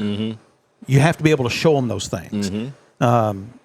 Kelly Gall and I coached a baseball team one time that our first few games, we were mercy ruled. Every game. Every single game. We got run ruled. Then all of a sudden we quit getting run ruled, but we're still getting beat by 3, 4, 5 runs. Next thing you know, we're getting beat by 1 run. Then we're winning games by a run or 2. Then we're winning games by 4 or 5. And then we're run ruling teams. And that was the progression. And I think that's how you have to work. You have to find those things to build on. And to me, that's what Coach Hicks has done. He's done a good job of that. That's what I wanted to hear. Yeah, good. yeah. And I've loved doing 5th and Goal this year and getting to talk to all the coaches and following all the teams. And a lot of times when I get home Friday, I go through and I look at all the scores and see how everybody did and try to reach out to the coaches and let them know, hey, good win tonight or just tough loss or whatever. Yeah, just try and reach out and let them know that I'm paying attention and that I'm rooting for them. Yeah, and so actually I really need to. I need to really get. I should have already left like 10 minutes ago, but it's okay. Yeah. So Barry Grooms. Well, his voice is much deeper. He's about 12 octaves deeper than Barry Grooms. Knows his stuff though. But Boomer and I, we've had a lot of fun over the years. Recreating drive time sports segments in the front seat driving down the road, but we won't do that here. But you know what? That is going to do it for us this week. We really do appreciate each of you who've tuned in to watch our podcast. We appreciate each of our sponsors. And again, up next is 5th and Goal with Jax Sanford. That happens every Tuesday at 6 o'clock at Mystic Grill. It's live, and you can watch that at southarkansasnow.com, our Facebook page, or our YouTube channel.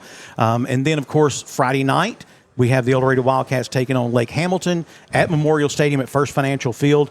And that game is going to go live on the stream at 6:30 with a kickoff at 7 o'clock. Jax Sanford, along with Alan Tyson. That's right. Going to be doing the game. And then... this podcast drops every Friday. So we appreciate each of you, appreciate our sponsors. God bless. Have a great week.